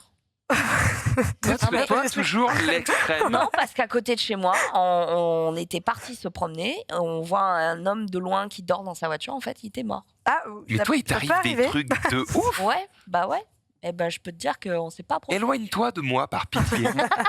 C'est dangereux. Non, mais bon, c'est vrai que ça, tu l'aurais pas vu en ligne. Voilà. Bah oui, d'accord. Mais comme quand tu achètes une maison, s'il y a quelqu'un qui s'est pendu dedans, bah très clairement tu le sais pas. Oh mon Dieu. Et après son âme. Mon Dieu, gardez-moi. Ça peut être la même dans ta voiture, tu vois. Oh l'angoisse. Non, bon après, plus sérieusement pour en venir, moi, voiture neuve, je suis complètement prête à acheter en ligne, aucun problème. Occasion, pas encore. Ça se tient. Je termine sur 20% des gens qui expliquent ne pas l'avoir fait, disent ne pas l'avoir fait parce que c'était pas possible sur le modèle qu'ils voulaient ou sur c'était pas un choix. Voilà. Donc en fait, il y a ça aussi. Il y a qu'en fait, il y a beaucoup plus de gens qui voudraient le faire. En fait, ça ne dérange pas du tout, a priori, de le faire en ligne. Mais tous les concessionnaires ne sont pas non plus équipés de ce qu'il faut pour ça. Complètement. Ken, toi, tu t'en bats les steaks. Hein. En fait, je m'en bats les steaks, oui et non. Pour de l'occasion, sauf si c'est revendeur 100% agréé, et même si c'est revendeur agréé, forcément, j'ai allé sur place pour voir le véhicule, tester le véhicule, retourner autour du véhicule. Mais tu vois, le vélo que j'ai là, je l'ai acheté en ligne. Cela dit, j'ai quand même appelé la boutique qui vendait le vélo, sans m'y rendre, hein, mais je les ai quand même appelés, ne serait-ce que pour des histoires de disponibilité de stock et tout, de taille. Et c'est un vendeur qui me l'a livré chez moi et qui m'a quand même fait, voilà, il faut faire ça. Et explication voilà, de comment fonctionne le vélo. Mais le prochain vélo que je prendrai, ce sera du 100% en ligne, je pense, sans aucun contact ni quoi que ce soit humain. Déjà parce qu'aujourd'hui, beaucoup de revendeurs fonctionnent que comme ça maintenant, parce que voilà, ne pas avoir pignon sur rue, c'est aussi un moyen de baisser un peu du coût des vélos et d'avoir des vélos moins chers. Ça pose quand même aussi le problème de où se fait le circuit d'entretien de ton vélo, s'il n'y a pas de boutique, machin, bon bref, c'est quand même ça. Et pour tout ce qui est des locations de véhicules, plus c'est en ligne et mieux c'est. Jamais je ne repasse en boutique de location de ma life, sauf si j'en suis obligé, forcé. Je ne passe que par des applis. Je ne passe plus que par des applis. C'est moins cher, c'est plus rapide, c'est vraiment tout mieux. Et jamais eu de problème avec une application de location. Là où dès que je me rends en boutique chez les grandes enseignes de location, c'est toujours la même rengaine. Ah monsieur, il y a un surcoût. Ah monsieur, on n'a pas exactement le véhicule que vous avez loué. Ah, tu dois attendre ton tour parce qu'il y a quand même la personne devant. Mais bordel, si je loue une voiture, c'est que là, il faut qu'on y aille. Venez, on va faire l'état des lieux ensemble, machin, truc bidule. C'est la même voix que moi. Exactement. Tu rends le véhicule, fais ah mais là il y a un petit problème avec votre véhicule, mais il m'est rien arrivé. Ah bah ouais, mais visiblement vous n'avez pas laissé passer ça durant la première visite, parce que c'est le mec qui te fait la visite, il dit oh, regardez, là ça va, là ça va, là ça va. Je me suis fait arnaquer une fois. Hein. C'est déjà arrivé ça? Ouais, je me suis fait arnaquer une fois comme ça. C'est le cas inverse où ils n'ont pas vu. Ouais, moi il y a des trucs pas vu, mais des gars qui sont honnêtes, quoi. Qui sont en mode non, mais ça, vous inquiétez pas, c'était avant. J'ai loué la fameuse Fiat 500 à 19 € par jour. Là, voilà, je ne citerai pas le nom de l'agence de location qui fait ça. Pour aller. Non, c'est pas Orange. Non, c'est pas Orange. Pour aller à un mariage, voilà, hop là, il m'est rien arrivé. Je suis allé au mariage, garé, il n'y a même pas de place de parking, rien. J'ai juste fait la route, je suis revenu. Mais votre sur le pot d'échappement en bas, il y a quand même un pet là, c'est pas normal, c'est 380 €.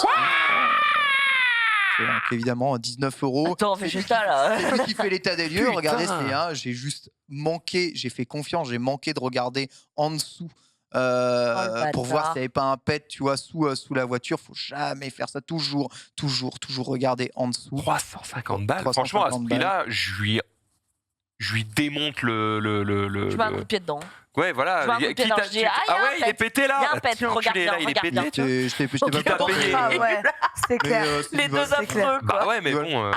Moi, j'ai des expériences comme ça, plus les temps d'attente gigantesques pour te livrer un véhicule qui est jamais celui que tu as commandé. Avec les agences en ligne, je n'ai jamais. Ça m'est arrivé plusieurs fois.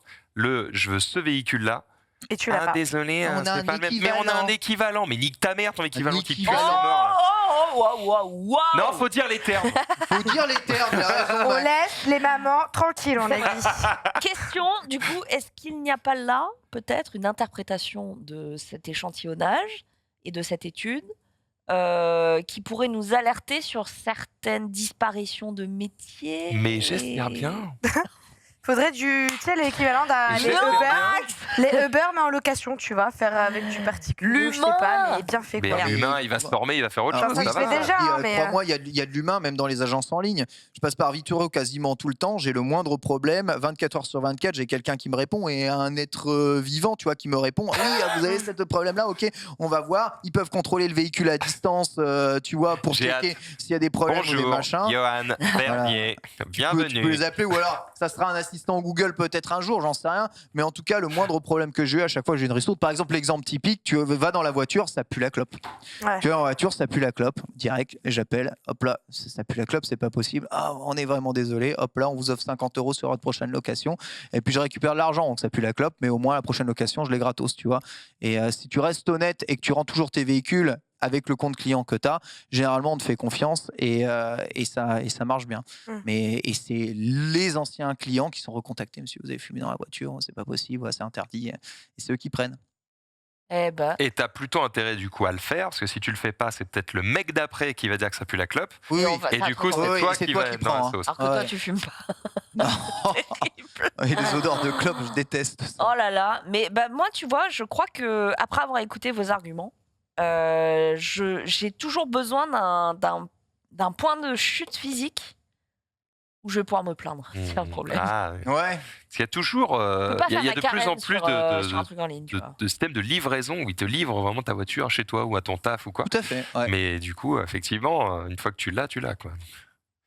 Tu es loin de toute plainte possible. Ah non, moi je vais pouvoir me plaindre. Ah, il y a un truc là qui va pas. Ressortez le dossier. J'ai fait une fois pour ma box internet. Je suis allé en boutique pour régler. J'ai un problème sur ma box internet. Jamais eu de souci. J'ai contacté le CM Orange sur Twitter. Le problème était réglé dans l'après-midi. Alors oui. Voilà. Donc tu vois est-ce que tu vois le monde dans lequel on vit? Je ne suis pas prêt à laisser l'ancien monde. Pas encore. Peut-être un mix des deux. Franchement, les opérateurs et même les locations de voitures, ils sont tellement nerveux sur les réseaux sociaux que dès que ça parle un peu mal d'eux, ils vont venir te régler le problème. Et ça se fait souvent aujourd'hui mieux en ligne que hors ligne. Hors ligne, je te préviens, tu te pointes en boutique de location, tu dis tu as un problème. C'est parce qu'on a un compte certifié, Ken Bogard. Oui, peut-être, mais je t'assure que dès que ça commence à prendre un minimum d'ampleur, c'est-à-dire 20 likes, pas beaucoup, et ils sont en PLS. Like, c'est beaucoup, c'est beaucoup. On va passer au test de la semaine. Il s'agit d'un airbag. Est-ce qu'on va pouvoir mettre des coups dedans pour le déclencher? Jingle. On peut? Non. On peut? Non, et si, jingle. Je disais non pour la page Google qu'on a vue.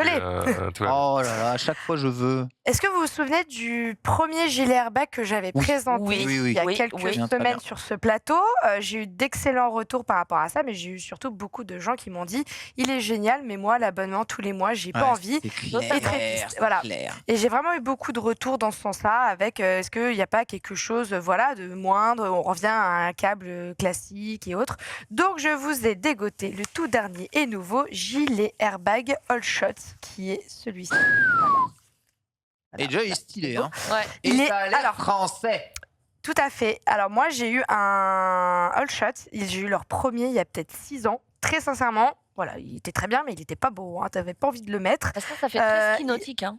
Bah ouais, un peu. Je suis d'accord. Franchement, je suis d'accord. Ça fait un peu gilet stylé quand tu fais du wake ou du ski, effectivement. Tu vois. Il est beau. Effectivement, en plus, il est made in France, juste là.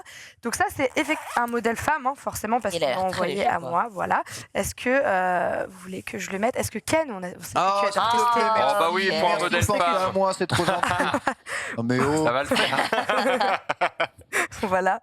Donc c'est le airbag AirSafe All Shot noir.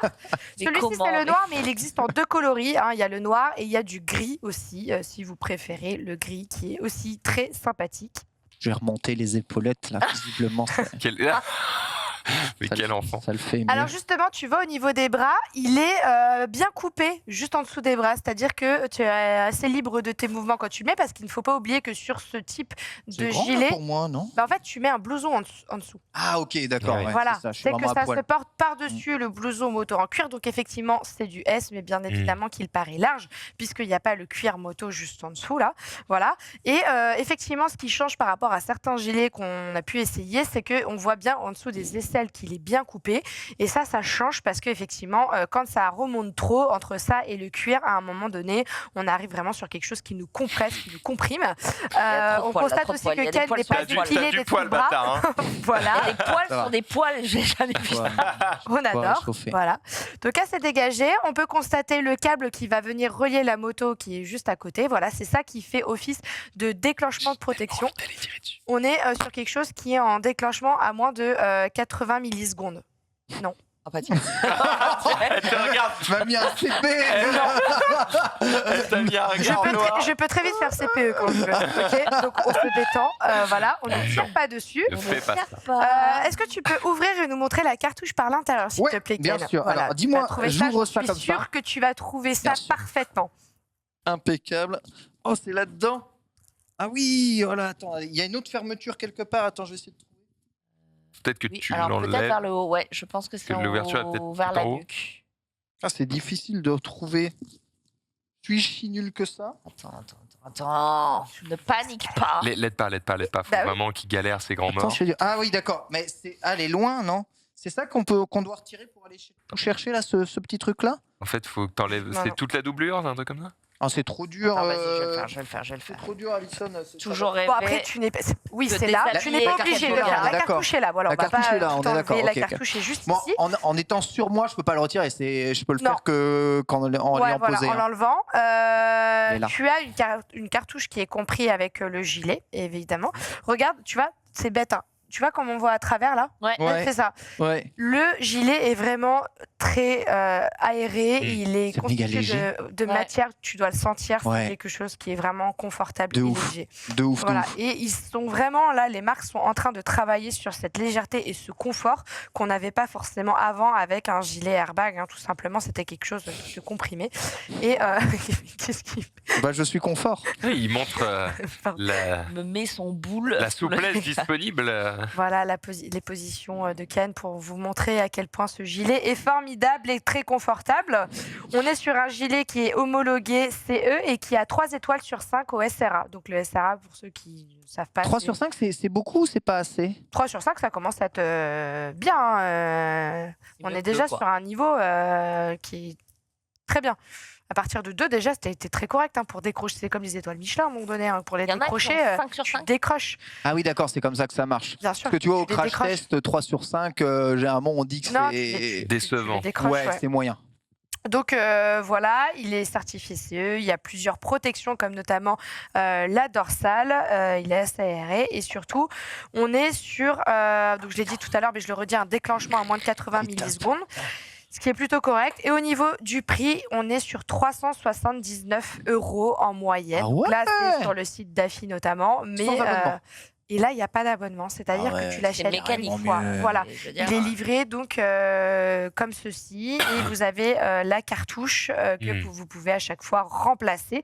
C'est combien d'ailleurs? Tu sais à peu près? Une cartouche, je crois que c'est autour de entre 10 et 15 €. Ouais, c'est pas grand-chose, d'accord. Ok, c'est vraiment une grosse cartouche de CO2. Ok. Airbag, all shot. Bah, je veux pas te dire. Je sais que pour l'ancien GD c'était ça. Ah pardon, on est sur entre 20 et 25 € là selon les sites. Moi je sais que le premier c'était 15 € à peu près. Entre 20 et 25 € la cartouche. Ça se gonfle comme ça, ok. Je vous ai mis cette petite vidéo parce que bah moi du coup j'ai pas eu l'occasion de le tester. On a ce petit fou là qui est un youtubeur sympathique qui nous a fait cette vidéo et donc du coup il s'amuse à tomber avec. Voilà. La protection nuque est pas mal du coup. Exactement. Mais Alison, c'est parce qu'on peut pas le déclencher parce qu'il faut le rendre. T'as vu, regarde. Déjà rien que là ça se déclenche. On voit la gonflette. Non, parce que c'est le mien et que je vais. Moi, j'aime bien tester le confort, etc. Après, on paye une cartouche, juste pour le plaisir de le voir. Vas-y, fais-le si tu veux. Pour de vrai. Vas-y. Attends que les caméras soient dessus. Non, mais s'il vous plaît. Attends, si une cartouche c'est 15 balles. Moi, j'ai donné mon go. Ouais, attendez, je vais me faire péter, je vais me faire péter. Attention parce que j'ai mal aux épaules. T'es sûr que ça, non, ça va Attends, mets-toi bien comme ça pour la caméra. J'ai peur. D'accord que quand ça a tout pété. Attends, quelle force. Je sais pas si elle est bien. Je sais pas si elle est bien mise la cartouche. Marie, ne me pète pas le gilet. Je sais pas si elle est bien mise la cartouche. Le gilet est tout neuf. À mon avis, Marie, le gilet est neuf. Je pense que c'est pas plugué à l'intérieur. Ouais, je pense. Je pense vraiment. Ouais. Ne va pas me péter le trait. Pour éviter que les Marie Palo passent comme ça dans les trucs, ils vont. Elle va péter le gilet. Tu penses qu'il faut l'activer?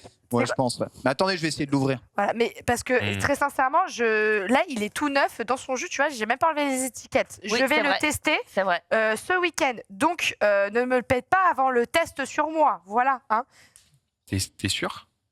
De quoi? Que c'est là pour l'ouvrir? Ouais, mais comme il manque une petite languette, regarde. Effet Bonaldi. Non, c'est là. Regarde. Ah, mais voilà! Il avait fait le mauvais puisque c'est juste ici. Il y a juste un putain de scratch. Voilà. Donc il est juste là. Voilà. Ok. On a tous besoin d'une Lily.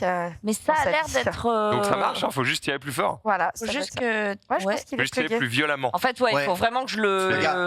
En vrai, vous avez vu la protection là, c'est cette petite bille en métal, voilà, exactement, qui est dedans. Exactement. Faut vraiment. En fait, c'est quoi? Faut vraiment qu'il y ait un truc, quoi. Faut pas qu'il y ait un con au feu rouge qui vienne et qui te fasse ça pour déconner. Ouais, je pense. Non mais sans déconner, t'en as qui sont capables de le faire. Donc en soi. Après, t'as ta veste par-dessus. L'enfoiré. Mais non, ta veste, ton cuir manteau est en dessous. Donc toi, si t'arrives et que tu fais ça avec ta. Oh l'angoisse. Je pense qu'il faut quand même une sacrée puissance pour le déclencher. Vraiment si t'es expulsé de la moto. Ouais, et c'est un peu le poids de la moto qui va tirer réellement là-dessus, ce qui fait quand même une sacrée force. Parce que ouais, tu vois, il est juste accessible. Alors, autant la cartouche, t'es obligé d'enlever ça de toute manière là le côté pour la recharger. Autant ça, t'as juste à le prendre et tirer dessus. Donc effectivement, je pense qu'il faut quand même une certaine puissance. Mais c'est quand même, franchement, c'est quand même vachement bien caché, hein, je trouve.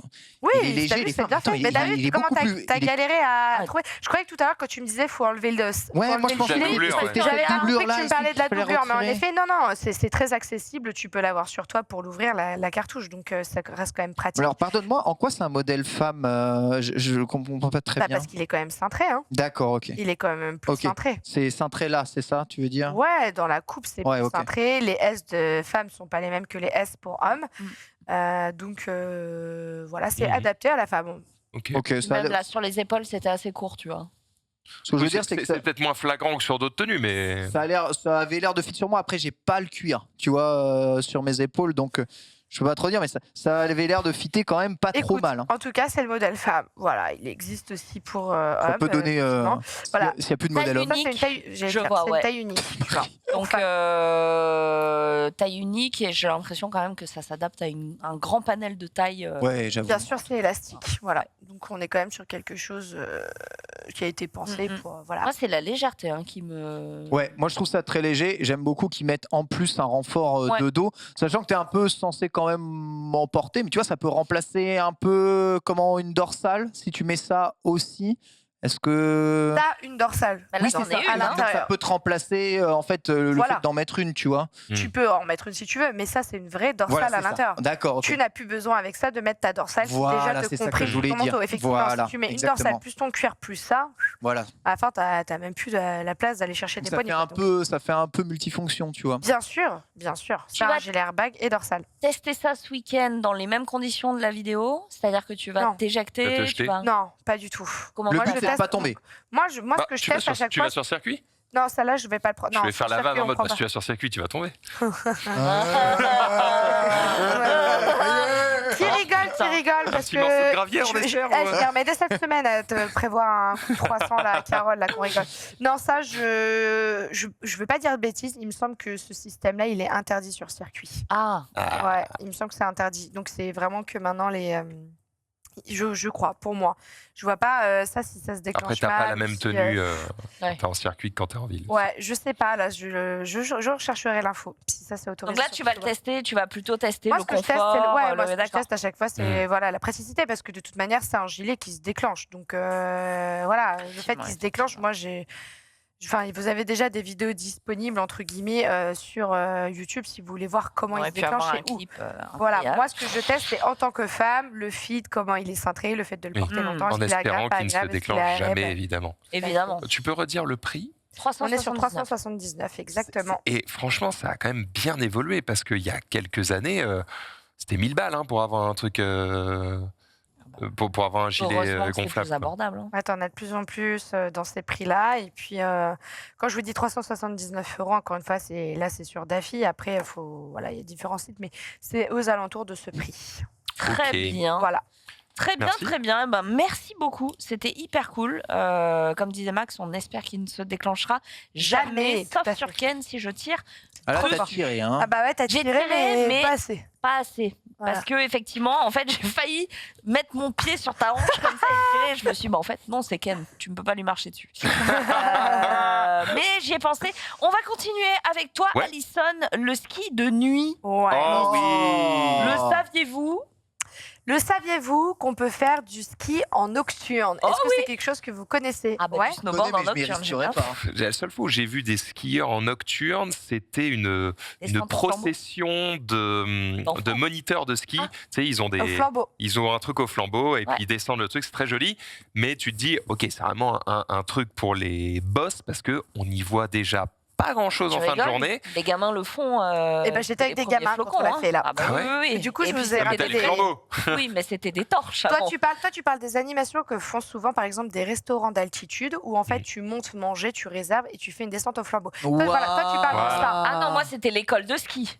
Oui, mais t'as l'école de ski et t'as aussi des restaurants qui le font. Moi, c'est pas du tout ça dont je vais vous parler, puisque moi, c'est vraiment des stations autour de chez moi, et il doit y en avoir plusieurs, qui proposent une ouverture de certaines remontées de 20h, 20h30 à 22h30. Et notamment là où je suis allée, je vous ai ramené quelques images, parce que moi je fais du snowboard du coup.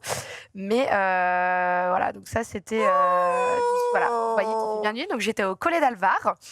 Donc c'est en Savoie, et j'ai eu la chance de pouvoir payer un forfait parce que j'ai la carte passe montagne qui coûte 10 balles, et donc pour 10 €, je me suis fait 2h30 de snow en nocturne, voilà, en soirée. Bon, j'étais avec des amis, on était avec un ami qui a 2 petits bouts, 8 et 6 ans, tu vois, qui était avec nous. La cohue de gens. Et t'as personne en fait. Et surtout là, on est en fin de saison, t'as pas grand monde, on est en fin de saison. Tout a été damé? Ah bah tout est damé, voilà. T'as quand même des lumières, t'as des spots, t'as un petit bar en hauteur où en plus t'as un petit DJ machin et tout, donc l'ambiance est hyper cool. C'est génial. Tu gères, hein? Tu gères de ouf. Ouais, ça va, j'en fais depuis que j'ai 10 ans, donc ça va. Il y a un petit côté, heureusement quand même, d'accord. Il y a un petit côté, voilà. Effectivement, c'est une ambiance qui est cool, tu vois, il n'y a pas grand monde. Et donc, il y a aussi, je voulais vous parler effectivement du ski nocturne, mais aussi des bons plans de fin de saison.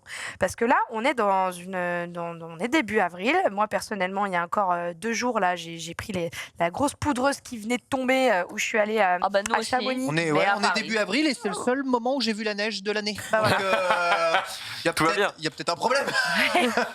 Donc écoute, moi il y a 2 jours, du coup on s'est rué, on a été à Chamonix parce que du coup il y avait des grosses neiges, hein, et il n'y a pas beaucoup de monde qui y pense, mais à cette période-là, c'est une période idéale pour partir vous faire 2-3 jours de ski, un week-end. Vous prenez un vendredi, vous prenez un lundi, vous faites un petit week-end rallongé. Pourquoi ?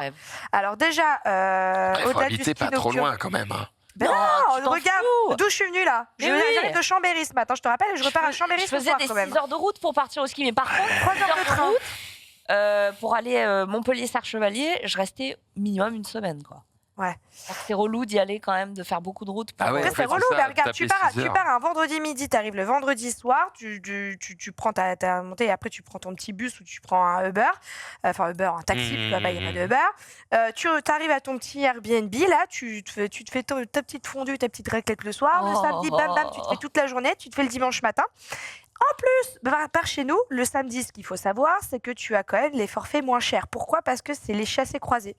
Donc nous, typiquement, le samedi, par exemple, on a des stations comme des grosses stations où tu as Val Thorens, les Ménuires, des choses comme ça, qui proposent le forfait parfois jusqu'à moins 50%. Et oui, parce qu'en fait, tu as tous ceux qui partent et qui, du coup, ski passent ce jour-là parce qu'ils remballent les affaires, et tous ceux qui arrivent, mais qui, en fait, ils arrivent à 19h, ils vont pas skier le soir. Et... Voilà, et généralement, ils commencent à skier dès le dimanche. Ils arrivent, vont faire leur petite course, ils vont aller louer le matériel, ils vont aller prendre les forfaits. Donc en vrai, arriver et skier tout de suite, c'est pas une véritable. J'ai plein de questions.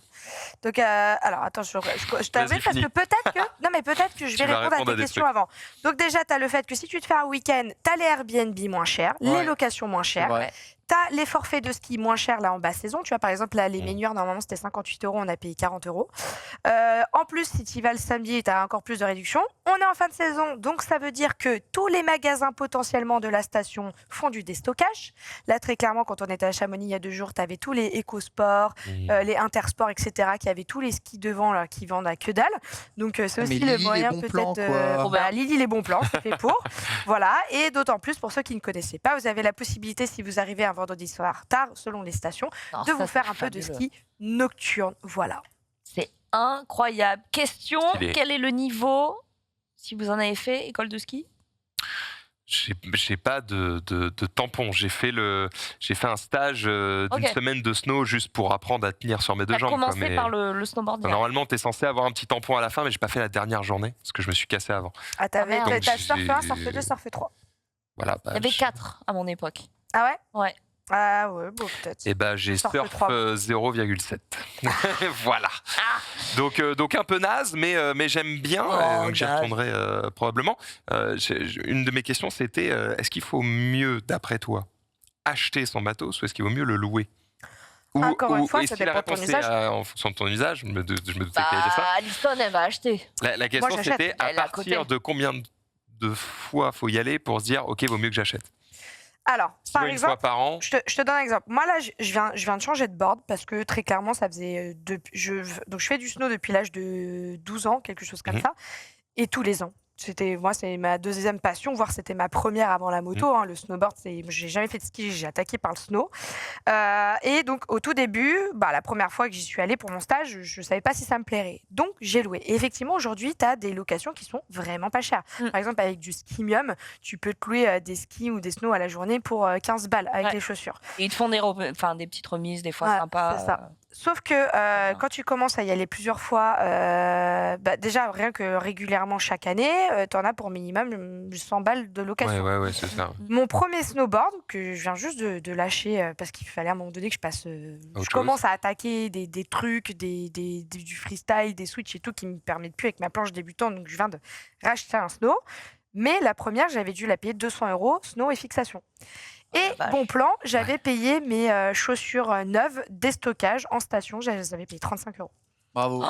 35 boules. Moi, mes chaussures, c'est ce qui m'a coûté le plus cher. Elles sont avec semelle moulée sur ton pied. Donc au moins, tu sais. Mais attends, t'as la pointure de chaussure la plus commune de France. Comment... Ah non, moi j'ai une demi-taille. Ouais, moi, les chaussures, c'est ce qui m'a coûté le plus cher. Cette paire de Jimmy Choo était. Non. Les chaussures de ski. Marie, elle serait capable d'avoir des fixations. Oui, j'ai pris des chaussures Louboutin parce que j'aimais bien que le dessous soit rouge. On le voit pas. On le voit souvent quand c'est au sport. C'est un truc qui se fait depuis des années. En tout cas, c'était une technologie qui se faisait chez Burton. Et j'avais toujours mal au tibia, j'ai toujours mal aux pieds, toujours mal aux chevilles, etc. Parce que j'avais une demi-taille. On te conseille toujours de prendre un petit peu plus grand. Je fais du 36. Je prenais du 37. En vérité, il me fallait du 36,5. Donc, un truc qui était... c'était infernal. Et là, elles n'ont pas bougé. Alors, je les ai payées un peu cher à l'époque, c'était 300 balles. Mais elles n'ont pas bougé.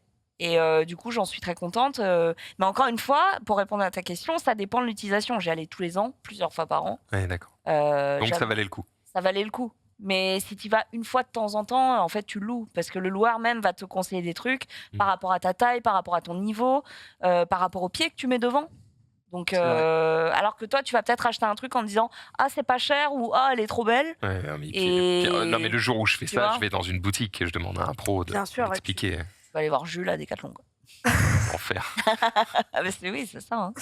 Je suis pas sûr des Decathlon. En vrai, ils ont peut-être des très bonnes bornes, mais j'aurais plutôt tendance à aller genre dans un magasin spécialisé qui fait que des sports d'hiver. Mes chaussures sont des Wednesday. Et donc, du coup, c'est celle que j'ai payé 35 €. Cependant, Wednesday étant la marque neige de Decathlon. Cependant, à un moment donné, là, j'arrive sur un stade où voilà, tout est une question de ton niveau aussi. Moi, les chaussures à 35 €, c'était génial pour débuter. Et j'ai eu raison d'acheter ma board tout de suite parce que quand il va tous les ans, moi, il m'a fallu ne serait-ce qu'un seul hiver pour finalement rentabiliser tout ça. Là, j'arrive sur un moment où ma planche, c'était nécessaire que je passe sur mieux. Enfin, là, j'ai juste la planche et les figues, j'en ai eu pour 700 €. Là où pour 250 €, j'ai eu ma première avec les fixes et les chaussures, tu vois. Elle est faite en quoi ta planche ? De quoi ? Elle est faite en quoi ta planche ? C'est quoi la matière de la planche ? Moi, une question, frère. Non, c'est pas celle-ci, par contre. Du Kevlar. Tu peux retourner dans les. Je sais pas, ça me paraît naturel comme question. Ouais, alors je suis experte moto. Et le snowboard étant mon petit plaisir sur le côté. Ta bagnole, je pourrais me renseigner si tu veux. Dans mes stories à la une, il y a la régie dans Snow, il y a ma nouvelle planche. C'est une Nitro, voilà, que j'ai trouvée magnifique et que si on peut voir les stories, elle est très accordée avec mon manteau et ça, j'adore. Mais c'est surtout une planche qui ça ne leur parle pas, ça, tu comprends ? Ils n'aiment pas la mode. Voilà, qui est expert parce que ça m'a permis de faire ce qu'on appelle des switches maintenant, en fait. Des switches, c'est quand moi je suis ce qu'on appelle goofy, donc j'ai le pied droit devant en snow, et maintenant je m'entraîne à descendre la pente avec le pied gauche devant, donc à faire des 180, pas sauter, mais des 180 pour switcher. Et donc en fait, le fait de faire ça va me permettre plus tard de faire des figures vraiment les 180 en retombant sur le mauvais pied sans avoir de problème avec ça. Voilà, donc après, que te dire, à part que la planche, du coup, est un peu plus large. Ça, c'est mon ancienne. Ça, c'était la toute première. Voilà, depuis, j'ai changé. Je cherche la mienne, qui est quand même... Parce que tu as une planche de snow, toi ? J'en ai deux, chérie. Deux planches de snow. Alors, pour te répondre, Ken, du coup, il y a tout un tas de couches sur un snow. Le noyau, c'est du bois. Le noyau, c'est bois. Hein. Le noyau, c'est du bois. Éventuellement, ça peut être en mousse de polyuréthane. Voilà. Pourquoi elle est faite les bois les plus utilisés sont peupliers, hêtre, bouleau rouge, bref. Ouais. Voilà. Autour, tu as la peau. Ouais. La peau, c'est le plus souvent de l'époxy, une résine qui va être renforcée par l'ajout de fibres de verre. Okay. Voilà. Et derrière, tu as des renforts latéraux, voilà, qui sont notamment en Kevlar. Donc en fait, c'était pas totalement une vanne. Connerie, ouais. Voilà, ça permet de mieux l'isoler du contact avec la neige, voilà, sur les côtés. Ouais. Éventuellement en carbone, j'imagine que c'est le niveau au-dessus, voilà. L'écart, donc les bords sont des arêtes métalliques du coup. Et puis après, tu as la semelle, la face supérieure et les inserts qui sont dans différentes matières aussi. Let's go, merci. Donc en fait, il y a plein de petites couches qui forment ça, sachant que de base, quand tu vas dans des restos de sport d'hiver, souvent sur les murs, tu as des très vieux skis, des très vieux snow, et tu vois que c'était vraiment juste un putain de morceau de bois à la base. Morceau de bois, exactement. Belle ça chute. Régale. Très bien. Vous avez vu ma chute là? Oui, tu t'es bien éclaté. Ah oui, je l'ai mise. Mais t'as pas l'air de t'être fait mal parce qu'apparemment il y avait une bonne couche. Ouais, parce que du coup j'ai fait une très très belle chute à Chamonix il y a 2 jours. Elle était magnifique. On n'a pas arrêté d'aller dans la poudreuse et c'est noir là. Celle-là est noire empoudrée. Et hop là, je prends le quart arrière et je bim. Voilà. Et du coup je l'ai partagé sur mes réseaux parce que on sait que j'adore les chutes. Tu repars? Tu repars en mode hop, c'est reparti, je fais un salto. Ouais, mais je me rassois direct parce que j'ai perdu mon bonnet et mon masque dans la folie. Mais sinon, ça passait crème. Cascadeuse, justement. Ouais, c'était voulu. Ouais. Voilà, c'est une figure. Et ben, ça donne très envie d'aller faire du ski nocturne. J'ai très envie de faire un petit week-end. Voilà. J'ai retrouvé, moi, c'était l'asymétrique. C'est pour ça que je ne retrouvais pas. La couleur, c'est une borne tout simplement asymétrique que j'ai. Et c'est la GNU, alors si tu la trouves, la GNU Be Nice de 2017, avec des cristaux violets. Tu lui en demandes beaucoup. Tout à l'heure, je lui ai dit la T100, elle a écrit T-E-S-S-E-N. Ah non, Marie, on t'embrasse, tu es la meilleure.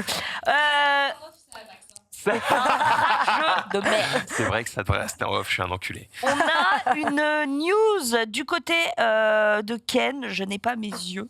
Ah bon? Attendez, l'incroyable zoning pour le sprint final du Tour de Flandre. Ah bah oui, on va parler un peu de ça. Tour de Flandre qui s'est terminé ce week-end, tout simplement. 270 km. Tour de Flandre, c'est un peu le Paris-Roubaix, mais côté Belgique, quoi. Et c'est une course très longue, très dure, qui a eu le droit à son édition féminine comme édition masculine. Et en phase finale, du coup, après les 270 km de montée, de pavés, d'horreur et de galère, 2 hommes en finale. Pogacar, hein, le vainqueur du Tour de France, et Mathieu Van Der Poel. Et leur sprint a été, je trouve, assez incroyable, notamment pour toute la technique et les mind games qu'il y a. Il faut savoir que souvent, avant qu'un sprint se lance, les coureurs vont avoir tendance à attendre de voir qui va partir le premier pour le sprint. Vous l'allumez, la misère en développant quelques 1200 watts de puissance à la fin. Mind game. Comment j'aurais envie de tout péter. T'as les mecs autour, mais cassez-vous! Il avait envie de tout casser. Il avait envie de tout casser. Mais c'est lui qui prend le mind game. En même temps, il reste derrière, il attend de voir, il attend que Van Der Poel lance le sprint et il démarre juste trop tard. Il fallait, quand Mathieu regardait justement derrière, qu'il le surprenne et qu'il parte directement et qu'il tente un sprint final. Alors après, Van Der Poel est vraiment un gros sprinter. On nous dit 1400 watts à la fin. 1400 watts, c'est n'importe quoi. Imaginez 1400 watts, ça fait 6 moteurs électriques qui tournent à fond. Mais les mecs qui les rattrapent là, les numéros 3 et 4. Ils font pas partie de son équipe. Non, ils font pas partie de son équipe. C'est des concurrents, tout pareil. Non, c'est le groupe. Ils ont quand même conscience en faisant ce move qu'ils l'aident. Alors non, parce que eux pensaient vraiment, ils avaient leur coup à jouer parce qu'ils lancent le sprint avant. Sur mode, on va doubler les deux. Mais oui, ils sont lancés. Mais je pense qu'il a complètement sous-estimé la vitesse des poursuivants.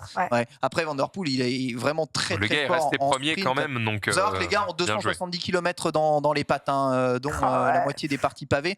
Donc c'est quand même assez fou. Et il était vraiment dégoûté. Un grand champion quand même, Pogacar. Mais là, en tout cas, sur ce sprint, le mind game est extraordinaire. Il est incroyable. Intimidation. J'avoue. Merci énormément pour ces images. Tu avais peut-être autre chose à nous proposer avec le Tour du Pays Basque? Tour du Pays Basque, ça commence dès lundi et on va retrouver notamment David Gaudu, qui reprend après ses dernières chutes. On le voit justement là parce qu'il a remporté certaines étapes du Tour justement du Pays Basque, 6 étapes en tout. Julien Alaphilippe aussi sera présent, donc c'est à suivre sur Eurosport comme d'habitude, avec peut-être la session finale ce week-end qui sera sur France 3, je pense. En tout cas la saison de vélo reprend, ça fait fou. Zoom me dit de 1472 watts, ça fait 2 chevaux vapeur. 2 chevaux vapeur de puissance. C'est-à-dire qu'il développe la puissance littéralement. Pas la vraie 2 chevaux, parce que la vraie 2 chevaux, c'est des 2 chevaux fiscaux. Mais une petite voiture. Une petite voiture avec les jambes. Putain, bonjour, après 270 km. C'était fou. C'est des machines de guerre. Il nous reste pas beaucoup de temps et on avait un autre dossier, mais je préfère le garder pour la semaine prochaine, au cas où. Vas-y. Je vais te lancer sur une news. Ouais, bien sûr, j'ai tout. Du carburant moins cher. Bah oui, et en fait, on fait bien d'en parler maintenant parce que c'est en ce moment, voilà, donc on veut le savoir évidemment. Vous le savez, l'essence a atteint des prix faramineux, voilà, évidemment. On se souvient d'ailleurs que c'était la hausse du carburant qui avait été la goutte d'eau qui avait lancé les gilets jaunes. Ouais. Bon là, ça n'a jamais été aussi cher. Bon, ils n'ont plus les moyens de prendre des congés, donc ils peuvent plus aller sur les ronds-points. Ils sont encore là. Ils sont encore là tous les samedis. On en parle moins parce que l'actualité est là, mais ils sont encore là. Ils sont encore là. Et bon, ils ont raison, parce que clairement, ça fait très mal au cul, mais l'État se bouge un petit peu quand même, puisqu'il y a une remise qui est faite quand même sur l'essence. Alors, elle ne sera non pas de 15 mais de 18 centimes par litre en métropole. Pourquoi ? Parce qu'en gros, l'idée c'est que les taxes n'étant pas les mêmes partout sur le territoire français, eh bien, ils ont essayé de faire en sorte à ce que ça s'adapte pour que ça touche tout le monde de la même manière. Donc 15 centimes, c'est la remise hors taxe, ce qui fait 18 centimes avec les 20% de la métropole. Encore sous la TVA est de 13%, ce sera 17 centimes. Et en Outre-mer, où il n'y a pas de TVA sur les carburants, eh bien, ce sera donc 15 centimes. Voilà pour l'info. Cette remise sur le carburant, elle est jusqu'au 31 juillet. Elle a commencé le 1er avril. Ce n'est pas une blague.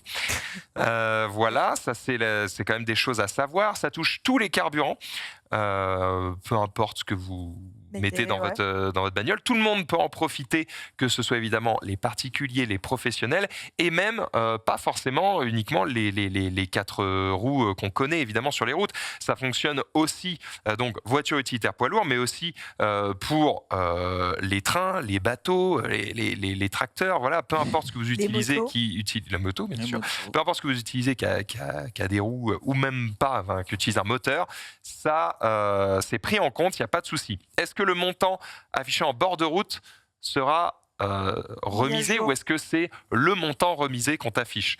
En fait, à la base, le Premier ministre voulait que le prix affiché en bord de route soit le prix sans la remise et que la remise soit affichée sur ton ticket de caisse pour que les Français en fait se rendent compte du geste qui est fait par l'État. Exactement. Mais en fait, c'était trop complexe à mettre en place. Et donc du coup, ils ont laissé tomber. En fait, pour le mettre en place, il fallait délayer la mesure. Et en fait, le but, c'était pas d'attendre. Pendant ce temps-là, les gens payent. Donc du coup, ils ont dit, tant pis, ok, on fait pas comme ça. Et ils affichent du coup, ils mettent la remise directement sur le prix affiché. Donc voilà, sachez-le, c'est quand même un geste qui est fait par le gouvernement. Mais vous le verrez pas sur votre ticket de caisse, il est fait de base. Voilà, il faut dire aussi quand ils font des trucs cool. Est-ce que toutes les stations l'ont fait depuis le 1er avril ? Alors je ne sais pas, je suis pas allé vérifier. Toujours est-il qu'il y a certaines plus petites stations pour qui c'était un peu plus compliqué, mais en fait, ce qu'a fait l'État, c'est qu'ils ont promis, en fait, ce qui se passe, c'est que les plus petites stations, parfois, elles vont acheter du coup des stocks d'essence à un certain prix, et en fait, comme elles vont pas le vider, du coup, elles veulent le vider au prix auquel elles l'ont acheté avant de vendre moins cher le nouveau stock qu'elles achètent, elles, moins cher. Parce qu'en fait, la remise est faite de base à la centrale d'achat.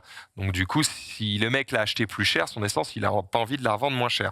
En fait, ce qu'a fait l'État, c'est qu'ils ont donné une subvention pour ces petites stations de manière à ce que, en gros, ils leur font une avance de trésorerie pour qu'ils récupèrent leur argent plus tard en fait sur le prochain stock d'essence.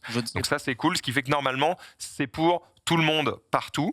Vas-y Ken. Je ne sais pas ce qu'ont décidé en tout cas les autres pays d'Europe, mais sachez que évidemment ces prix à la pompe sont terribles pour la plupart des Français, mais baisser justement ces prix à la pompe ne fera qu'entraîner une augmentation de la consommation de l'essence et du coup une augmentation du prix du baril. Le seul moyen de faire en sorte que le prix du baril baisse fondamentalement, c'est que la demande en essence chute. Je pense que le calcul sera mauvais et on s'en rendra compte le 1er juillet, une fois que les élections seront passées. Là, le but... Je sais. Je vois ce que tu veux dire. Je sais. Mais là, le but, c'est de faire du court terme. Je sais. Et ils savent bien que sur le long terme, c'est pas la bonne solution. Mais il y a un moment, les gens... En juillet, ça va pleurer. Ouais. Bah ça, moi, surtout que je retiens, c'est que c'est le moment d'aller remplir les jerrycans pour faire du circuit, mon cher, cette année. Voilà. C'est effectivement le truc. Alors, est-ce qu'il il y a probablement eu des queues qui se sont formées devant les stations au 1er avril. Ça a dû un petit peu se décanter maintenant, donc c'est peut-être le temps effectivement d'aller faire des pleins. Dernière précision cependant, parce qu'il faut effectivement le dire quand c'est bien, Total a annoncé un geste eux-mêmes de 10 centimes. En fait, c'est un geste qu'ils faisaient déjà dans les stations rurales depuis mi-février. En fait, ils l'ont généralisé à toutes leurs stations, notamment les stations Total Access. Donc maintenant, sur les stations Total Access, le carburant est à moins 28 centimes. 28 centimes de moins que ce que vous devriez payer. Voilà, vous avez toutes les infos. Il y a peut-être ce genre de remise aussi qui est faite sur d'autres stations, Leclerc ou autres, mais je ne le sais pas, donc je ne veux pas vous l'affirmer. Très bien. Bon, c'est bien, c'est une bonne nouvelle, en tout cas qui est plus clarifiée. Tu as raison de le rappeler. Il est temps de vous laisser avec l'équipe d'Allociné qui vont vous parler de toutes les dernières bonnes choses à regarder. Et on se retrouve la semaine prochaine avec plus ou moins le même casting et des tests à gogo. Gros bisous. Prenez soin de vous. Merci les bisous.